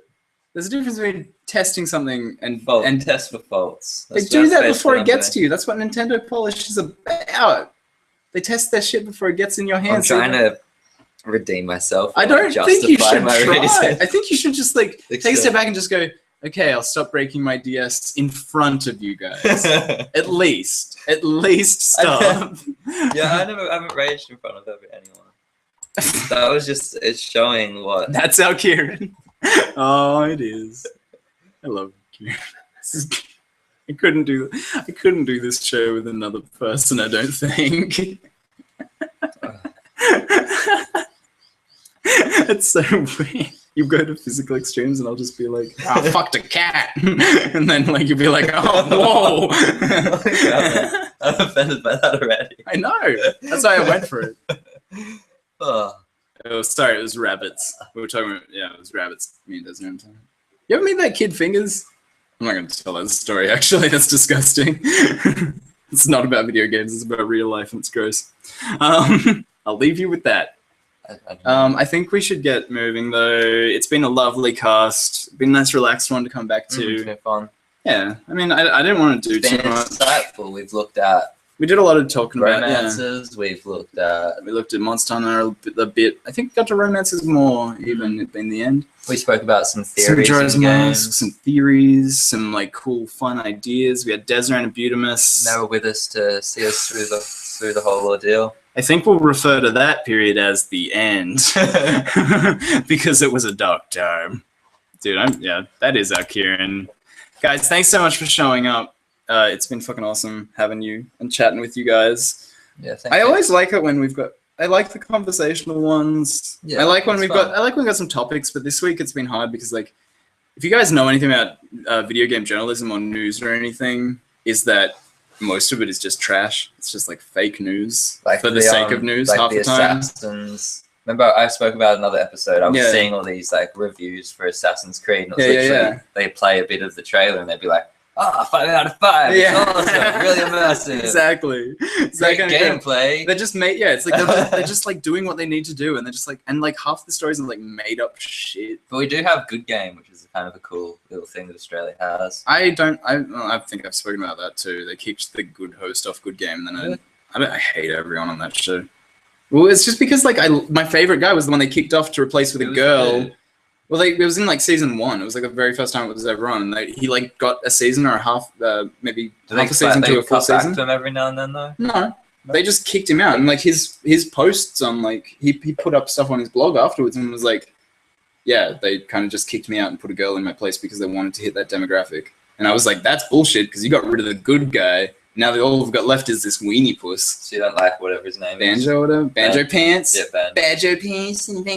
And now they put Let's Play stuff in it. I mean, it's the only thing on TV for video games for Australia. So kudos, whatever. But I think it was wrong to do gender grabs. And I think it was wrong to be like, I just went into it from... Yeah, you probably saw it later at on. the same time, it's media, man. It's what it's and I hate new media. I hate traditional media, I mean. So, like, and I see so much content on YouTube and stuff. Like, I mean... I guess you have a bit less of a solid internet connection, so maybe it's like, you get your information from where you can get it, and that is where I used to get it from. The thing is as well, like, they don't advertise when it's going to be on. You can never actually find it's so weird. They don't do that on television at all anymore. Yeah, they just, like, expect you to know. Yeah, well, you Google it, right? You two really do play I think so. I think the main thing is that we can like sort of yell at each other almost, and like I yell a lot, and then you don't get mad at me. Yeah, like I haven't had that reaction from you yet, where you're like, oh, "I'm sorry, please don't," because I know people that can take my opinions personally sometimes, and I appreciate that you don't do that because I make more enemies that way. Have I done my get it together rant, my come on man moment yet? What's up? Hey, listen up.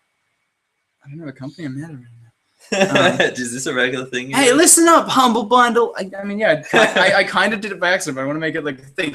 Listen up, Humble Bundle. I think it's weird that you're selling a body pillow from Hatful Boyfriend for $35. I mean, body pillows are weird. Get with it. Hashtag come on, man. That kind of ties us back into the romances. Would you get a body pillow of my waifu? What your waifu? Nah. Definitely not. I might get. I was thinking like get a tattoo. Is that what you're looking to shot? You're like, well, no. I wanted to get like the pixel art patch sewed onto the shoulder of my of Samus with her helmet off, not in the bikini. Segue. I from the middle of my story. I'm actually saying something interesting about a craft project that I want to make. I actually I will forget it. Oh Jesus Christ! I'm gonna forget too. Just make sure you remember. I was watching like Rage, which is the late night, our late night music video program, and there was this film clip for a really old show, video clip for a really old song, and they were playing Metroid Prime in it. This kid That's dope. And in it, like they had overimposed whatever it is, a head of like a pixelated mum or something, and she was turning to the sun, and then she started singing the song. That's and cool. Samus is like shooting at the the brain soccer thing. That's great. The Metroids. Yeah, that's cool. And I was just like, that was last night. They had it referenced in. Do you know what song it was? I would love to go see that. Well, okay. Well, I was gonna get. It was like, this is weird. It's really freaking me out. You got to change it. It was like totally like disconnected. It had this weird thing where all the heads like split apart. That's really cool. And they all started like doing all this. Go look up Wave Racer. On that note, Have you been listening to the songs I sent you at all? I'm gonna download them. Yeah, I reckon I'm gonna buy the albums or something if I can, because like Wave Race is this Australian electronica guy. I've been spruiking him heaps. Like I tweeted out about him the other day and stuff as well. Apparently I get random YouTube video tweet for mentioning that one movie. What one movie? Just play along. Toy Story. Oh, okay. I know. It's down there. Toy Story vibes. Yeah. Yeah, dude. I'm not quite sure what. What do you mean? Finally, I got a random YouTube video tweet. Maybe it's something we haven't seen yet. But yeah, okay. So that's a cool video. I was gonna get one of my old hoodies, like that. You know, one of the ones that's probably gonna go out of sync eventually. But like, you know, I wear hoodies for like 10 years because I'm my full size now. But like, I was gonna get the Samus and Mega Man sprites, you know, on patches on the shoulders. I thought it'd be really cool, or like on the back or something even. I don't know. I just wanted to do like pixelated patches and like sell them as like crests and stuff. Yeah, that'd be awesome. That's a good idea. Yeah, I thought, I don't know. Iron-ons or something. Yeah, something like that. I really like pixel art. You know, like that's one of my. I mean, we both do. You make all the pixel art for us, so clearly we're both sort of invested in that art style. I had a really good idea as well. Dude, I have a really good idea for that simple animation. It's a good product. I'll tell you about it after this. $1 million idea. It's gonna be great. On that note, I think let's check this last tweet. And are you telling us that half Australia are enemies of you, Abby? Maybe. How many enemies do you have? Oh, a lot. I don't think I've got any enemies. Even my enemies try to be my friends again. It's like, what do you just do? No, but that's because you're insanely like friendly. You're like the nicest dude ever. I have 3 enemies. You got 3 arch enemies. Yeah, like 3 people that wouldn't have shit to do with me anymore because of my opinions. I did have one enemy at school, and I don't want to name any names, but do you know who he was? I mean, I could probably guess, but then like there's a million dudes at that school. Do you remember like there's a bunch of meatheads at that school, dude. Yeah, but there was this one guy, for some reason he hated me. I didn't do anything to him, but then I saw him the other day, like maybe a couple of months ago, and he's like smiles and nods to me, and I'm like, where did that come from? What are you doing? Wait, I saw one of my arch nemesis just the other day in the supermarket too, actually. Oh my gosh. That was crazy. I walked past him and I was like, I'm glad I'm not 115 kilos with a ponytail anymore because no one recognizes me anymore. Yeah. Because like I just lost a bunch of weight after high school and then cut my hair off and I was like, ha ha! Disguise. I put a mustache on and I was like, You didn't see that coming, did you? So like I only get the occasional person from my school being like, "Hey," because they like have me on Facebook or something. It would usually be someone on Facebook would be like, recognize me from a profile picture now. But yeah, I walked right by him and I was like, I'm so glad I didn't have to deal with that. And that was the guy that slashed my tires in high school. Whoa. He didn't slash. I mean, did he slash? There was like some crazy guys at that high school. Those guys with knives. It was like, you know, those. I don't know. Stay clear of a few of them. They were usually people from Sydney too that had moved up in like year 8 or 9, and then they'd be like, I brought a knife to school. I'm so cool. And then we're like hippie town. Yeah, you were cool. I moved up in year 9 or 10. I remember meeting you and being like, that dude is like the happiest dude I've ever met in my life. It's so sweet. I'm just getting so nostalgic. School broke me for a little bit, but I came back. Yeah, no, dude, everyone was broken. Teenagers are broken. Like that is like a time that I would say any human is broken. Like they're just, all their hormones are broken. All of their perceptions of the world are like forming and breaking daily. Like it's a confusing time. You come out of puberty and you're like, what the fuck? What even happened? What?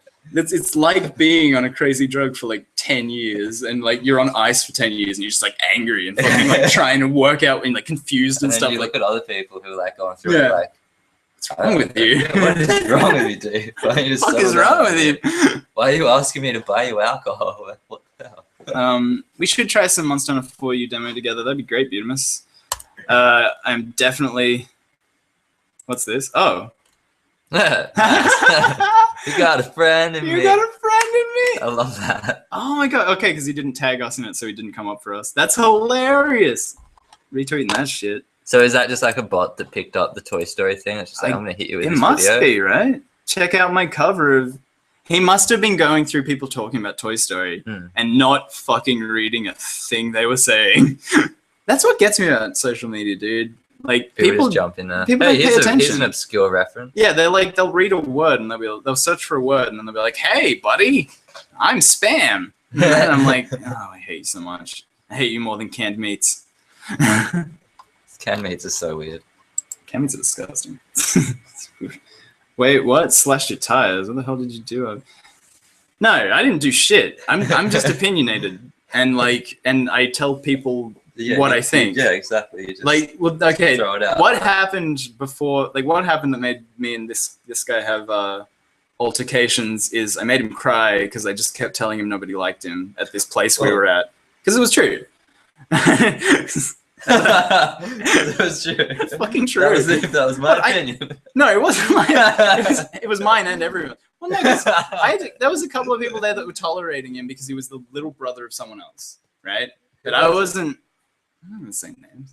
And then because everyone, I'll tell you after this. It was yeah. Oh man, that's my enemy too. Yeah, I saw him. He's taller and thinner now, but he's still got that stupid melting body in face. Okay. Oh yeah, man. But he smiled and nodded at me and was like, "Oh, I'm really nice now." I could see him becoming nice again. I could totally not see my one getting fucked up, like not becoming better. I wonder how my microphone is. They're just gonna be like, they're gonna tweet at us directly. We could hear everything you said. We'll just put a compressor on that and just Kubro body pillow. That's a good idea, BMS. I like that. That was the little minion he got attached to in Warframe. I think I get a body pillow of like. Well, like we've got body. If you want to talk about body pillows, I have a Vaporeon. Oh, like Vaporeon is my Pokemon waifu. Auroras. Oh god, they're out right now. They're right? out. Yeah, they're out. They're pretty adorable. Amazing. The new ones are amazing. Actually, there was another one. The Bunnelby looks cool, even though I don't really like Bunnelby, but he's cool. Sorry, back to the tire slashing story before I get distracted. I read the comment. Auroras is my favorite Pokemon as well. Dude, people love it. I don't know why. No, people really like what it. Is this? It's like I call it the My Little Pony Cyrus. But so like, you can say the Miley Cyrus. The Miley Cyrus. He's got big eyes. It's just, I do love him. I love his Cyrus. You should get one. The refrigerator is a great ability. Anyway. I have one. So I was at this LAN and his sister showed up. And then he showed up. And so it got to the point where he was just annoying. He was like ruining games and just he's such a whiner. Well, yeah, see, now you know who it is. You're like totally on board with me. Everyone and you don't think I'm and for some reason there's people who are like, no, put up with him. We stick up for him. You know the trick to that? He was a drug dealer. Oh, really? Yeah. Yeah, so people sure, were like, people liked him because he could get them drugs for kind of cheap in high school. So it was like, put up with that asshole. There's an issue with drug dealers about that as well. That they're all lonely and they need friends. And it's weird. Anyway, this was before he was a drug dealer, and this is before we were all that age where he could get to that point, though. So he was like a younger guy, and I'm assuming this is the first instance of us having a problem because he was there, and he was being annoying, and he was like fucking like everyone was pissed off because he just kept like being shit. That ties in so much things what you just said as well. Oh, dude, of course. you get it. Like you're like, oh my god, whoa, the whole everything just opened up. But yeah, so basically, it got to the point. What was he saying? It got to the point where I was just like, what the fuck are you doing here? No one likes you.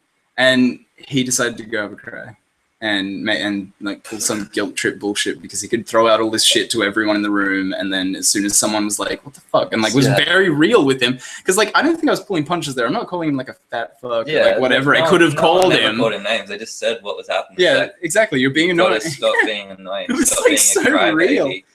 All the insults between everyone else were like, oh fuck you stinky bastard or whatever the fuck, and then for him it was like, your personality makes me sad. Like I said that to someone as well, and he just laughed. Well, that's it. I mean, I was expecting him to shake it off. Yeah. I was expecting him to be like, oh, I'm an asshole, and I ditched it out so I can take it. And then his reaction was just like, ah! And he like left, and he was like outside the building, like crying and stuff. No and one loves me. Yeah, like did he think he was being really popular so much weed? Did he think that he was really popular that night? He was like so cool, and then someone was just like, "Fuck off," and then he was just like, "Ah." And you know how I get when we're playing competitive games and stuff. I can get pretty cutthroat. I can get kind of mean, and I think that's why I'm so chill about it nowadays, and I don't do anything anymore because like Dota changed me. Dota made me a more aggressive person, and I've managed to come back from that, and I do not play those games anymore. I don't play League of Legends. I do not play Dota. Like, I don't, you know. See, I went into Dota just being like, oh, I'm going to be Puck the Dragon and just fly around and get killed by everyone. Oh, we were serious about that game. Too serious in high school. And when something actually worked on Dota and Puck actually like exploded and I killed someone, I'd be like, yeah, they'd be so angry. I'd be like, haha. Just fly over here, get stuck in the woods and get killed. My favorite was still just throwing people into areas they couldn't walk out of. That's what would happen. That's all you do. Into that area. Oh yeah. Could you get a switch dagger on that dude? Yeah, I think so. Dude, that's mean. You can put switch daggers on Switchy now in Dota 2. So you can just be like, blink into a hole and then switch the person into the hole. I was playing some Dota 2 with Pez, but they like fixed it. It's like a minute wait now. But even if it is a minute wait, it doesn't fucking matter. They're out of the game for a minute. They may as well be dead. Anywho, what do we? Well, that is pretty mean. Even if it is true, Avi, I understand that you just speak your mind, though. But I was a younger boy then as well. Yeah, I think I'm a lot. Like 16, I was like 14. 15. Well, time to drive home from work. I'll have to catch you guys later. Okay, say bye, BMS. Thanks for watching. Thanks for watching at work. Yeah, cool. That's awesome. That's what we want to hear. I like that. Hope you didn't get fired. Anyway, no, seriously, we hope you didn't get fired. This guy deserved it. Is my first point. Second point, I was a much crueler child. You know, and I think that's that puberty thing. Like you turn into some fucking Jekyll and Hyde monster version of yourself. You bit at me one time. I did. And I was like, whoa, I remember. I still feel bad about it. Every day, like I wake up and I'm just crying. I'm like, kid, no. And I like, think about how I can make it up to you that day. And I'm like, I'm gonna send him a gift today. I'm gonna send him more chocolates today. That's not true. I don't send you things. Yeah. I was expecting. But, you know, at the same time, you take stuff seriously, and it works both ways. Your emotions are all over the place. You might be weak. My emotions are all over the place. No, you're kind of chaotic and like just unpredictable and just almost psychopathic. Just everyone in general when they go. Oh yeah, I think that was it. Like I think so people will hit hard, and then people might be at a weak point, and they get hit hard, and then they're. Well, everyone's world condenses into like be about them, and you kind of need to in that moment because like you're in this like period of like finding yourself and like finding out who you are at all because you're like before that you were just a kid and kids are just like ex-child, you know. Yeah. And then teenagers like have to do all that stupid fucking soul searching and shit so that they can become adults, whatever. I don't know. Weird. I look at it as important and formative. Yeah, exactly. I don't regret. I mean, that happens to.